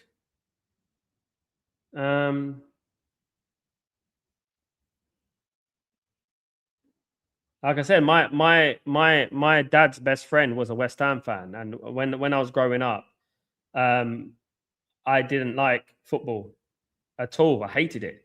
I used to be so annoyed when one of my dad's good friends was Italian, and he used to come round to my dad's house, our house, and watch Football Italia on Channel 4 back then, because he used to come on every Sunday, and I used to hate it, you know. And my dad's best friend tried to make me into a West Ham fan. He would buy me West Ham jersey. He would take me to West Ham games, everything. And I'll be like, nah, I don't like this. Didn't like it. But Man United, it happened. And my best friend was a Man United fan, and I became a Man United fan. And that was the rest is history. And that was before Man United became successful, by the way. So it was risky. Gary Oldman, Man United fan, yeah. Famous Man United fans. They're everywhere, guys. Man United fans, especially after the days of Beckham and Cantona and Giggs and Scholes. Everyone supported Man United. It was like a wave of United fans from all around the world. The admiration for Man United just came, you know. It's going to happen to Man City soon. Oh, no one supports Man City at the moment because they are, you know what, just arrived because they had money.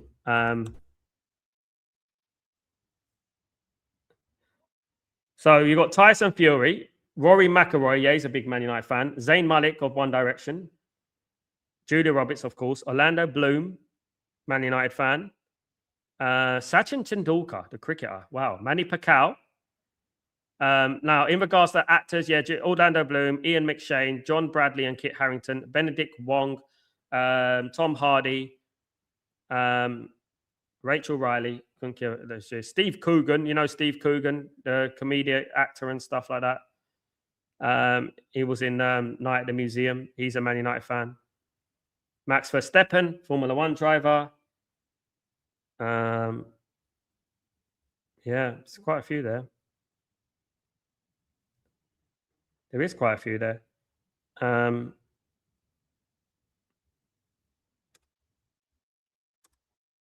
It's still Simply Red. Yeah, Simply Red, holding back the years. Yeah, I spoke about him the other day, actually. Simply Red, Mick Hucknall. I haven't seen him for a while. I used to see him at Old Trafford a lot. When I used to go, he used to have a season ticket not far from me. One of the most underrated musicians of all time, of course. But what I would say is that I haven't seen him for a while going to Man United. I haven't seen him speaking about Man United online. He used to speak a lot about Man United online. He doesn't speak about Man United online. Obviously, he's called Simply Red because he was a Man United fan. He had red hair and everything, isn't it? I'll be shocked if West Ham win against Arsenal this weekend. You never know, Ryan. I'm not going to give up easily, but it does look likely. Arsenal in a good place at the moment. It does look likely that West Ham are going to lose 2-3-0 eventually. I would like the game to be a draw or win to West Ham. That'd be great. The way that Arsenal fans have been acting this last 24 hours, indeed this week, puts you right off them straight away. You begin to realize why you hated them in the first place. Do you know what I mean? Like, you begin to realize. But one thing about it, when I used to go to Man United, is that you see so many people who support Man United, famous people and stuff like that. So many. The people I've seen, like at Old Trafford, you wouldn't believe. A lot of them they're going to the VIPs. They go into the VIP box and stuff. You can actually buy a box. That would be good. One day when I'm a billionaire, I'll buy a box for Man United. Keira Knightley supports West Ham United. Yes, she does. Yeah. Because West Ham, the only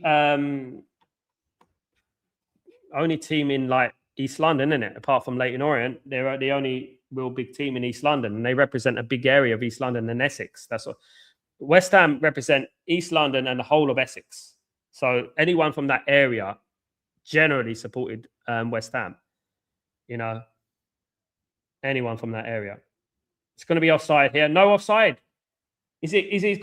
Forrest got a chance and he's missed it. Big opportunity that. It was offside in the end. It was offside in the end. So, yeah. Ollie Mers, Shane Ward, Manchester United fan. Shane Ward, bloody hell. Sam, you're going back now. What happened to Shane Ward? Shane Ward was the X Factor winner, wasn't he? Ollie Mers, he drives me mad. He's rubbish as well,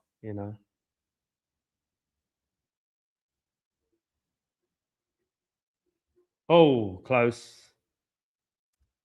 Simply as a Man United fan, yeah, he is. When there's two teams, one city, there's only going to be one king. LA Lakers, Clippers, Yankees, Mets, Manchester United, City. It will never happen for City to take over Manchester. It won't happen for City. No, even no matter how much success City have, they won't take over Man United, because Man United's success was built organically. It was built over 150 years. You can't. At the end of the day, you can't fabricate that. You can't take that history. It's not only that. You have to look at the historical value of things as well. Historically, Man United. The Busby Babes and and stuff like that. You have to look at that, and you can't replicate that kind of thing. As much as City want to, they can't. Maybe in 100 years they might be, but I don't think so. I think City will fall eventually. And as the way things are going at the moment, I think that they might be sold. I don't think they're going to be able to pump billions into them anymore, millions, if things carry on the way they are. Here come Villa again. Wide from Bendia. West Ham United should start Wan-Bissaka at right back and Alfonso Areola in goal against Arsenal. I really, really hope that West Ham calls an upset at the weekend. I really do. I'm praying that they cause an upset. It'd be so funny if they beat Arsenal. Wouldn't that be funny? It'd be amazing. It'd be like such a twist. It'd be bigger. One of the biggest things to happen in Premier League history if West Ham beat Arsenal. That'd be funny because everyone's acting like Arsenal won the game already. Arsenal in a good vibe at the moment. Of course they are. But West Ham are not no strangers to costing teams titles. You know, they've done it to Man United, as we know.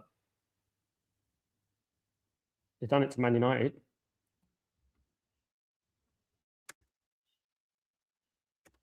Um, 3-0 to Freiburg. 3-0 to Freiburg. Freiburg are going to the final, guys. They're 4-2 up on aggregate. 3-0 to Freiburg. It's looking like it's going to be Aston Villa against Freiburg as we speak. It's going to be Aston Villa against Freiburg in the Europa League final. Done a watch-along for Freiburg the other day for the Bundesliga. Of course, Stuttgart against Freiburg.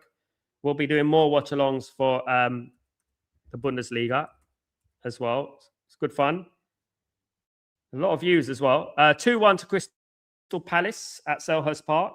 Crystal Palace 2, Shakhtar Donetsk of Ukraine 1.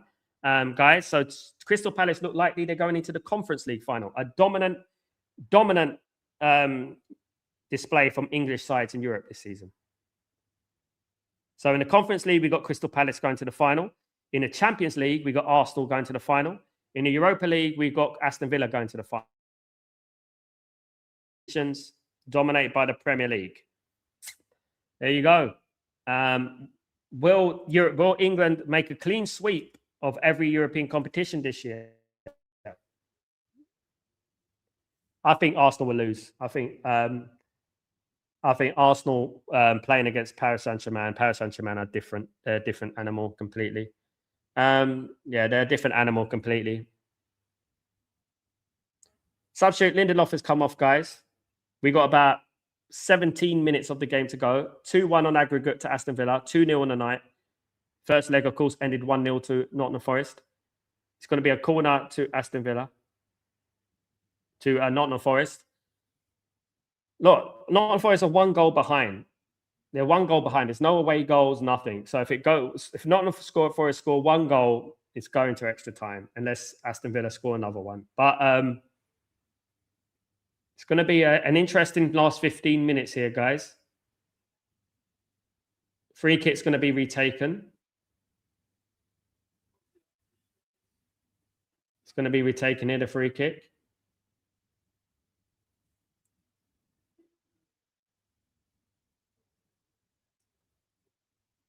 There you go, clearance. Here come Villa. There's space on the right-hand side. It's poor. It just needs to pass it to the right, the Villa player. Was that Morgan Rogers? Just needed to get it on the right.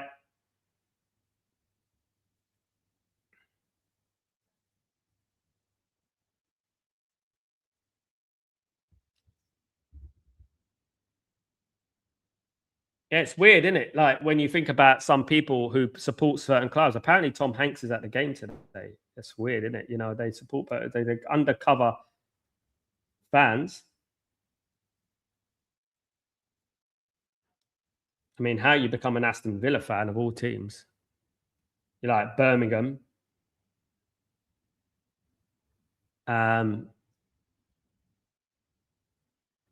That's what football does, though, isn't it? You have an experience, and then you say, "Yeah, I'm going to support that football team. I like that football team. I'm going to support them." You know, Samuel. But this is one of Aston Villa's biggest games in like 40 years, so I'd expect most Aston Villa fans to be there today. When you're thinking about Europe, I mean, Aston Villa, of course, were big in the 80s, but yeah.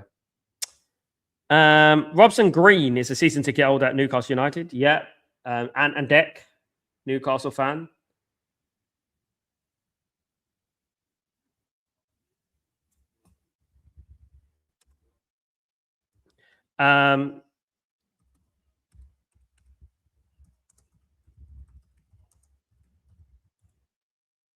There's a lot of Arsenal fans, believe it or not, in regards to famous Arsenal fans. Idris Elba, Anna Hathaway of Devil Wears Prada. She's a massive Arsenal fan. She went on Twitter singing Arsenal songs. And it's 2, is it 2? It's 3-0 to Aston Villa. It's 3-0 to Aston Villa. They've wrapped up the game. 3-0 to Aston Villa. That's 3-1 on aggregate, guys. Surely now it's game over for Nottingham Forest. Nottingham Forest dream is over, guys. It is Aston Villa at the moment going to the final. 3-0. This is comprehensive. This is emphatic now. It does look like they'll be going to the final. Aston Villa. Well played, Aston Villa. Great performance so far. McGinn with the goal. 3-0. 3-0 for Aston Villa. Will Middlesbrough come back to the Premier League? They've got a playoff to play against Southampton. That's going to be difficult. I think Southampton are a good team. They have to play that playoff first, two-legged playoff in it. And with the playoffs, you never know. The playoffs are so inconsistent. You know, you never know. Sometimes the team you don't expect to win wins. You know. So yeah, Unai Emery's on the floor celebrating. Yeah. They're going to the Europa League final, and it looks like they're going to be playing Freiburg in the final, guys. That should be interesting. Yeah, Arsenal fans. Now, let's carry on. Benedict Cumberbatch is an Arsenal fan. Tom Hiddleston is an Arsenal fan. Kevin Costner is an Arsenal fan. Jamie Foxx is an Arsenal fan. Idris Elba is an Arsenal fan. Colin Firth is an Arsenal fan. Robert Pattinson is an Arsenal fan. It's a pandemic at this rate. You know why people support Arsenal, don't it? Yeah, Anna Hathaway is an Arsenal fan. Yeah, she cringe. Yeah, she went on Twitter and that on Instagram singing Arsenal forever. North London forever. It's one of the worst things I've ever seen.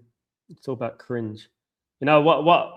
Arsenal. The thing is, Arsenal have always been a generally big club in North London, right? But they're originally from Woolwich in South London. That's their original. They were used to be called 4-0.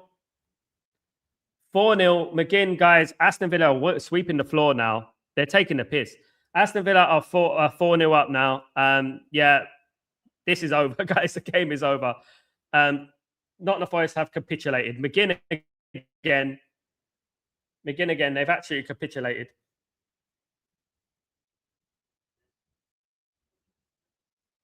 Poor Forest. Yeah. So when I was in the music industry 20 odd years, a lot of the fans, a lot of the people who worked in the music industry, worked for Universal, worked for Sony, a lot of them supported Arsenal. A lot of them supported Arsenal. So that obviously, like, it's probably the reason that a lot of people support Arsenal. A lot of people, and they got introduced with Arsenal. However, Man United are still the biggest team in England, and they still remain that way. Whatever PR they want to put on other teams. Marcus, NFO, Nottingham Forest medical staff should have gotten Morgan Gibbs with a bloody mask. I would have put him in the game earlier. He looks a mess in the face. At least the mask, like a makeup, would look better aesthetically. They made the wrong choices for me. I think someone said it earlier. They should have put Sangari in the team of Murillo. I would have risked them today. I think it was a big game for them. They're missing three of their best players, Murillo, Sangari, and Morgan Gibbs White. So, you know, if you're going to take out the nucleus of your team, apart from Anderson, you're going to foul. You're going to lose. You know, Anderson can't do it all on his own.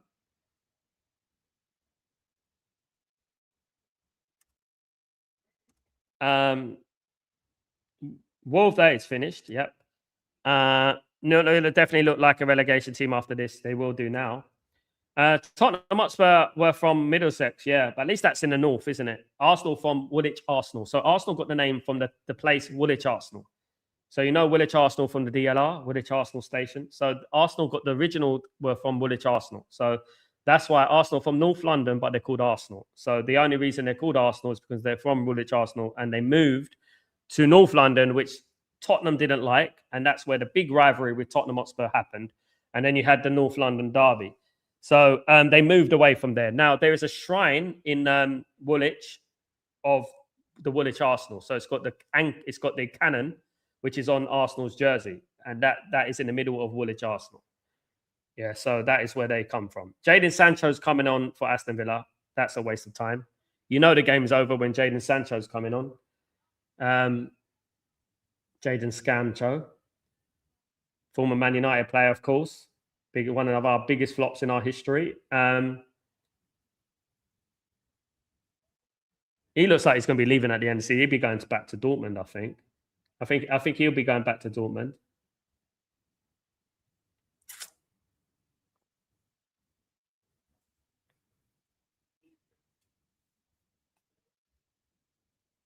$29 people watching, guys. 30 people, guys. Don't forget to smash a like on the video whilst you're in here, guys. That'd be absolutely fantastic. Aston Villa are absolutely annihilating Nottingham Forest today.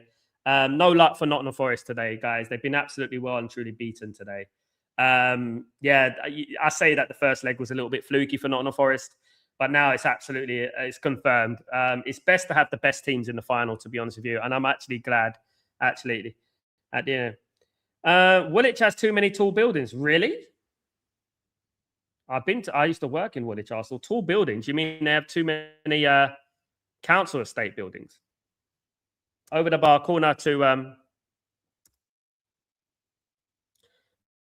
Freiburg 3, Braga 1 at the moment. It's 4-3 on aggregate. Braga need one more goal to make that tie level. It's 3-1 to Freiburg, but it's 4-3 on aggregate in that tie, guys. So it's very closely poised. You've got about 3 minutes in that game. So, but still, as we stand, it's Freiburg against Villa in the final of the Europa League in Dublin. Cross comes up. Oh, no.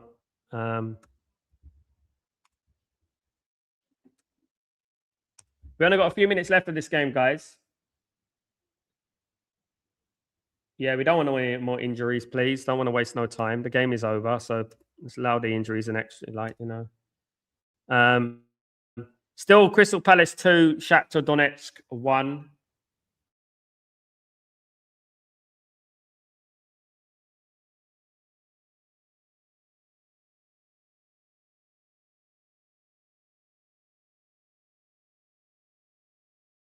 Mistaken? I don't think so, if I'm not mistaken. Definitely not.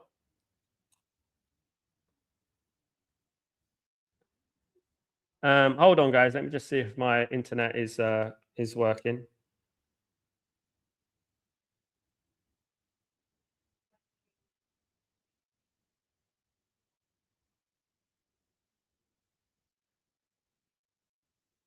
Let me know if the internet is working fine, guys. Yeah, it should be okay. I think it's okay. It seems okay. It seems it's playing well for me. I just had a thing on the message on my internet saying that it's not connected, but it is connected.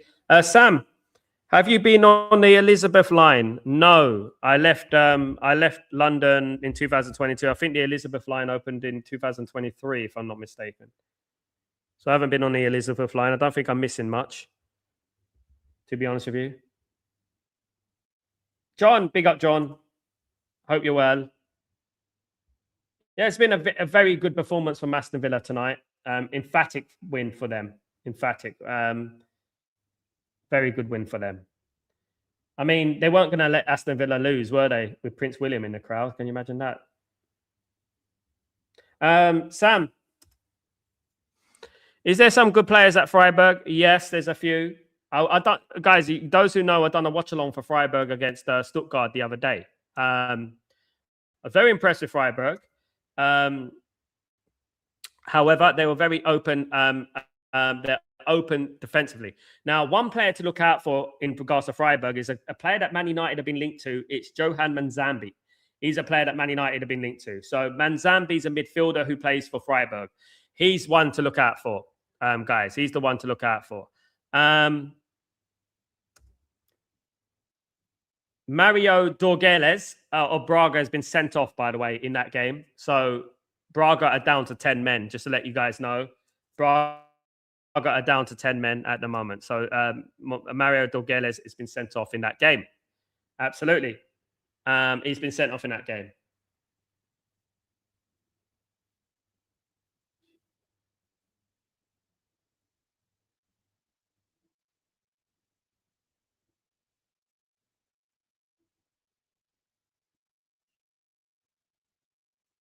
I didn't think it'd be 4-0, mind you. I thought there'd be more of a fight from Nottingham Forest today. They did capitulate a little bit. They did Aston Villa making more changes here. They did capitulate a little bit. Yeah, he scored tonight. He's a good player, Jay. Very good player. I've been speaking about him on Stretford Post for a while. Man United are aware of him. Man United have scouted him. Bundesliga are producing a good conveyor belt of players. They got a good lot of good players coming through at the system at the moment in the Bundesliga. Freiburg won't be an easy game. However, I think Aston Villa are levels ahead of Freiburg, and Aston Villa should win that game. Having watched the Stuttgart against Freiburg game the other day, I would say that Freiburg should be easily swept aside by Aston Villa. It's not going to be easy, obviously, because of the final and this and that, but the quality in the Premier League as opposed to like the Bundesliga is a completely different world. So Aston Villa are like 4th in the Premier League. Freiburg are 7th in the Bundesliga. So it gets what you mean, innit? You know, there's levels to this game, really. And Aston Villa should win that final. The key characteristic about Freiburg, what I saw against Stuttgart, was that they're very open. They give you a chance. They're not a very defensively astute team. I mean, they're 7th in the Bundesliga. As I said, it tells you everything you need to know. Are Nottingham Forest going to make a game of it? Are they going to have a little late flourish here? Maybe a goal, maybe put some pride on their name. Looks like they're going to be playing for survival now in the Premier League. Last player Manchester United called Anderson was bought from Gremio. Yes, and it was bought from Porto, mate. He came from Gremio, but we bought him from Porto. Yeah. And to be honest with you, can I be honest with you about Anderson of the Brazilian Anderson? He was underrated, in my opinion. I thought he was very good. I thought he was good. In his first season, I thought he was good. I thought he was heavily underrated. And that's what I'm talking about, squad depth. We had squad depth for that time. That team had so much squad depth. It's unbelievable, you know. Jadon Sancho win the Europa League. Crazy. Yeah. There you go, innit? Well, he's signed for about 1,000 clubs. Law of averages. He's going to win that one, isn't he? You know what I mean? He's been around the block, hasn't he? So law of averages. But you never know. Freiburg might cause an upset. This is the biggest game in Freiburg's history. It's not Aston Villa's biggest game in their history. Aston Villa have been to European finals. They won the Champions League. This is the biggest game in Freiburg's history. So Freiburg won't be there to roll over. Likely Aston Villa will win, but I think Freiburg will go into that game with all to play for. Rodgers is off, guys, and Mings is coming on. Aston Villa are going to the Europa League final by the looks of things. It's still Freiburg 3, Braga 1. That game is over in 30 seconds, so that should be over. And Freiburg will be going to the final. To look most likely, will be playing Aston Villa, guys. How much minutes added time? I'm just waiting to see how much the added time is here. It's 90 minutes gone now, so I'm just waiting to see what the added time is now.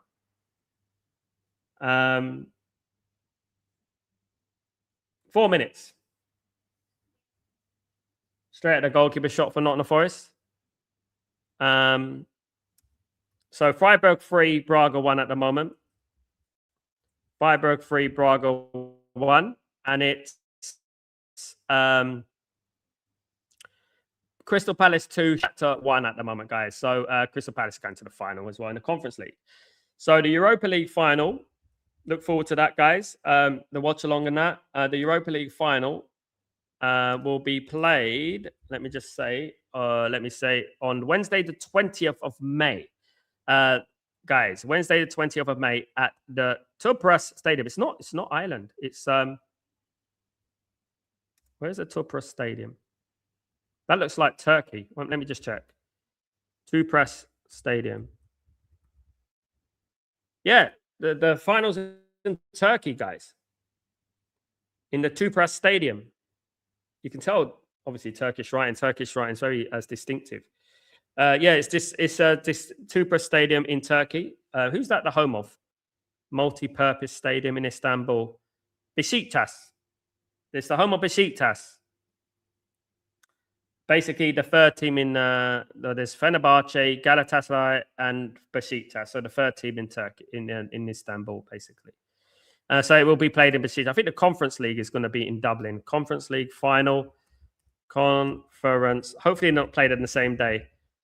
Europa Conference League final will be played at no, Conference League final location.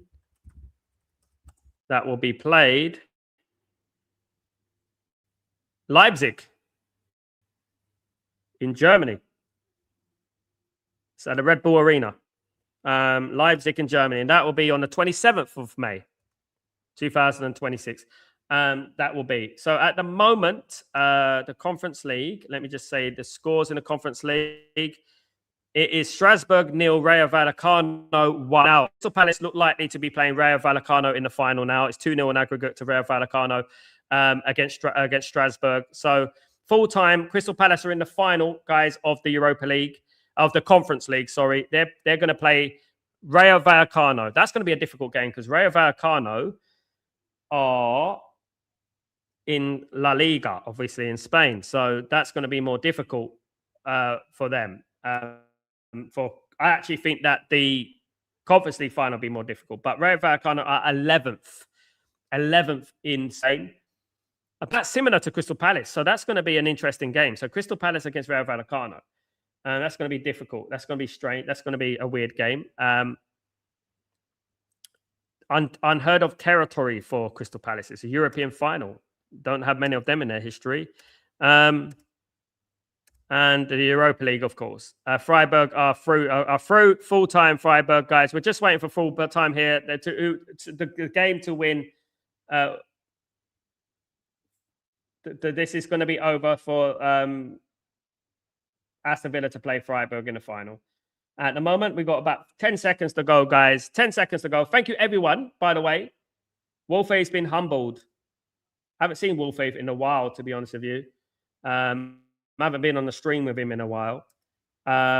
Marcus, some folks also forget sometimes that Anderson was only 80-90. Yeah, exactly that, Marcus. Spot on. Full-time, guys. Aston Villa 4, Nottingham Forest 0. Aston Villa win 4-1 on aggregate, guys. Game over. And the journey, the dream is over for Nottingham Forest, guys. They can carry on thinking about the 80s, but they are out of this competition. Aston Villa will play Freiburg in the final of the Europa League, guys. Massive, massive result for Aston Villa. 4-0, an amazing result for them. Absolutely. Jay, Oliver, guys, have done a good job at Crystal Palace. He won the FA Cup, Community Shield, and could win the Europa Conference League. Before he leaves the club end of the season, he'll definitely get another job. He'll definitely get another job, absolutely. He'll definitely get another job. Let me just block the clown. There we go. Block user. Won't even get a comment from me. Yeah, he would. He's done an amazing job at Crystal Palace. Amazing. What he's done for Crystal Palace is second to none. Absolutely incredible. But Aston Villa have done very well as well. And Unai Emery has done fabulous at Aston Villa as well. Unlucky, commiserations to Nottingham Forest. A relegation side to get to the semi-final of a European competition is a big thing. It's a massive thing. So commiserations to obviously Nottingham Forest. Stay humble, Wolfie. You don't like Wolfie, do you? I don't think a lot of people like him, to be honest with you. I've had Nottingham Forest fans come on my channel and said they don't like Wolfie. I'm like, what the hell? You know? The World Is Not Enough was filmed in Turkey. Yeah, a lot of films are filmed in Turkey. A lot of films are filmed like Turkey, Tunisia. Star Wars was filmed in Tunisia. Yeah, a lot of films are filmed like in these places, amazing places. Wolfie is a Nottingham Forest content creator, Marcus. One of the biggest. One of the biggest content creators of Nottingham Forest. Been on the channel with him a couple of times. But yeah, not very liked. To be honest with you, I've had a few people come up to me. I don't like that Wolfie and blah, blah, blah. John Gallagher, big up. I don't know him, to be honest. Was it this season that Palace were relegated to Conference League Cup from the Europa? Was it this season that Palace... Yes. Thanks for reminding me, John. It was. Crystal Palace got relegated from the Europa League to the Conference League because of corruption, basically. But you know, allegedly. But you know what? They're probably happy now that they've gone down to the Conference League, because they probably wouldn't have got to the Europa League final looking at the competition. So they're probably like happy now that they went down to the Conference League. Absolutely. They're probably delighted that it went down to the Conference League. Definitely.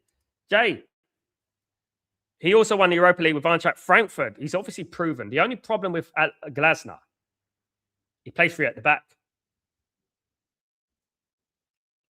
He plays free at the back. So I don't like him. He is annoying. Who Wolfie? Yeah. Not many people do. I've heard a lot of things. That's all I say. Not many people do, but I don't know him. So, you know, I've been on a channel with him, spoken a couple of times. He follows me on Twitter. That's about it. All right. I don't know him. So I don't like, you know, I don't really talk about people when they're not here. But yeah, I would tell the facts. Yeah, I've had a Nottingham Forest, a big Nottingham Forest fan on this channel, 50,000 subscribers he has, came on my channel and goes, "Oh, I don't like him. I saw you was on the channel with him. I don't like him." I'm like, what the hell? You're not a Forest fan. Pipe down, for goodness sake. It's not that deep. You know, Nottingham Forest fans getting jealous of Nottingham Forest fans. Martinez, the goalkeeper for Aston Villa, of course, played in the World Cup final with Argentina. He's now going to the European final, the Europa League. He's a bit of a lucky charm, isn't he? He'll be going to the Europa League final. I do think that Aston Villa will win this game. Guys, I just want to say thank you to everyone who's supported the channel tonight and joined me for this watch along. Not as competitive as we thought it would be, but it's ended 4-0 to Aston Villa against Nottingham Forest, guys. It was no contest in the end. I thought it would be, to be honest with you. However, it was no contest, guys. Absolutely. Gregory, Sal, which of our midfielder targets do you speculate would be the best combination with Kobbie Mainoo? Anderson. Because I do believe what you're saying there, that Mainoo will play, but I think Anderson will be. I actually think Mainoo and Stiller will be good, but I think Anderson will be good.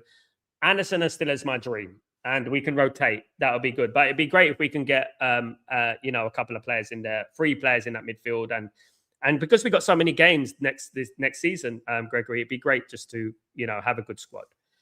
Thank you everyone for joining me on this watch along, guys. I really appreciate you joining me this week as well. Absolute legends. Please don't forget to subscribe to the channel if you're new. Don't forget to smash a like on the video. Absolute diamonds. Thank you, guys. I'll see you tomorrow for Breaking Dawn, of course, guys. Absolutely. Have a good one.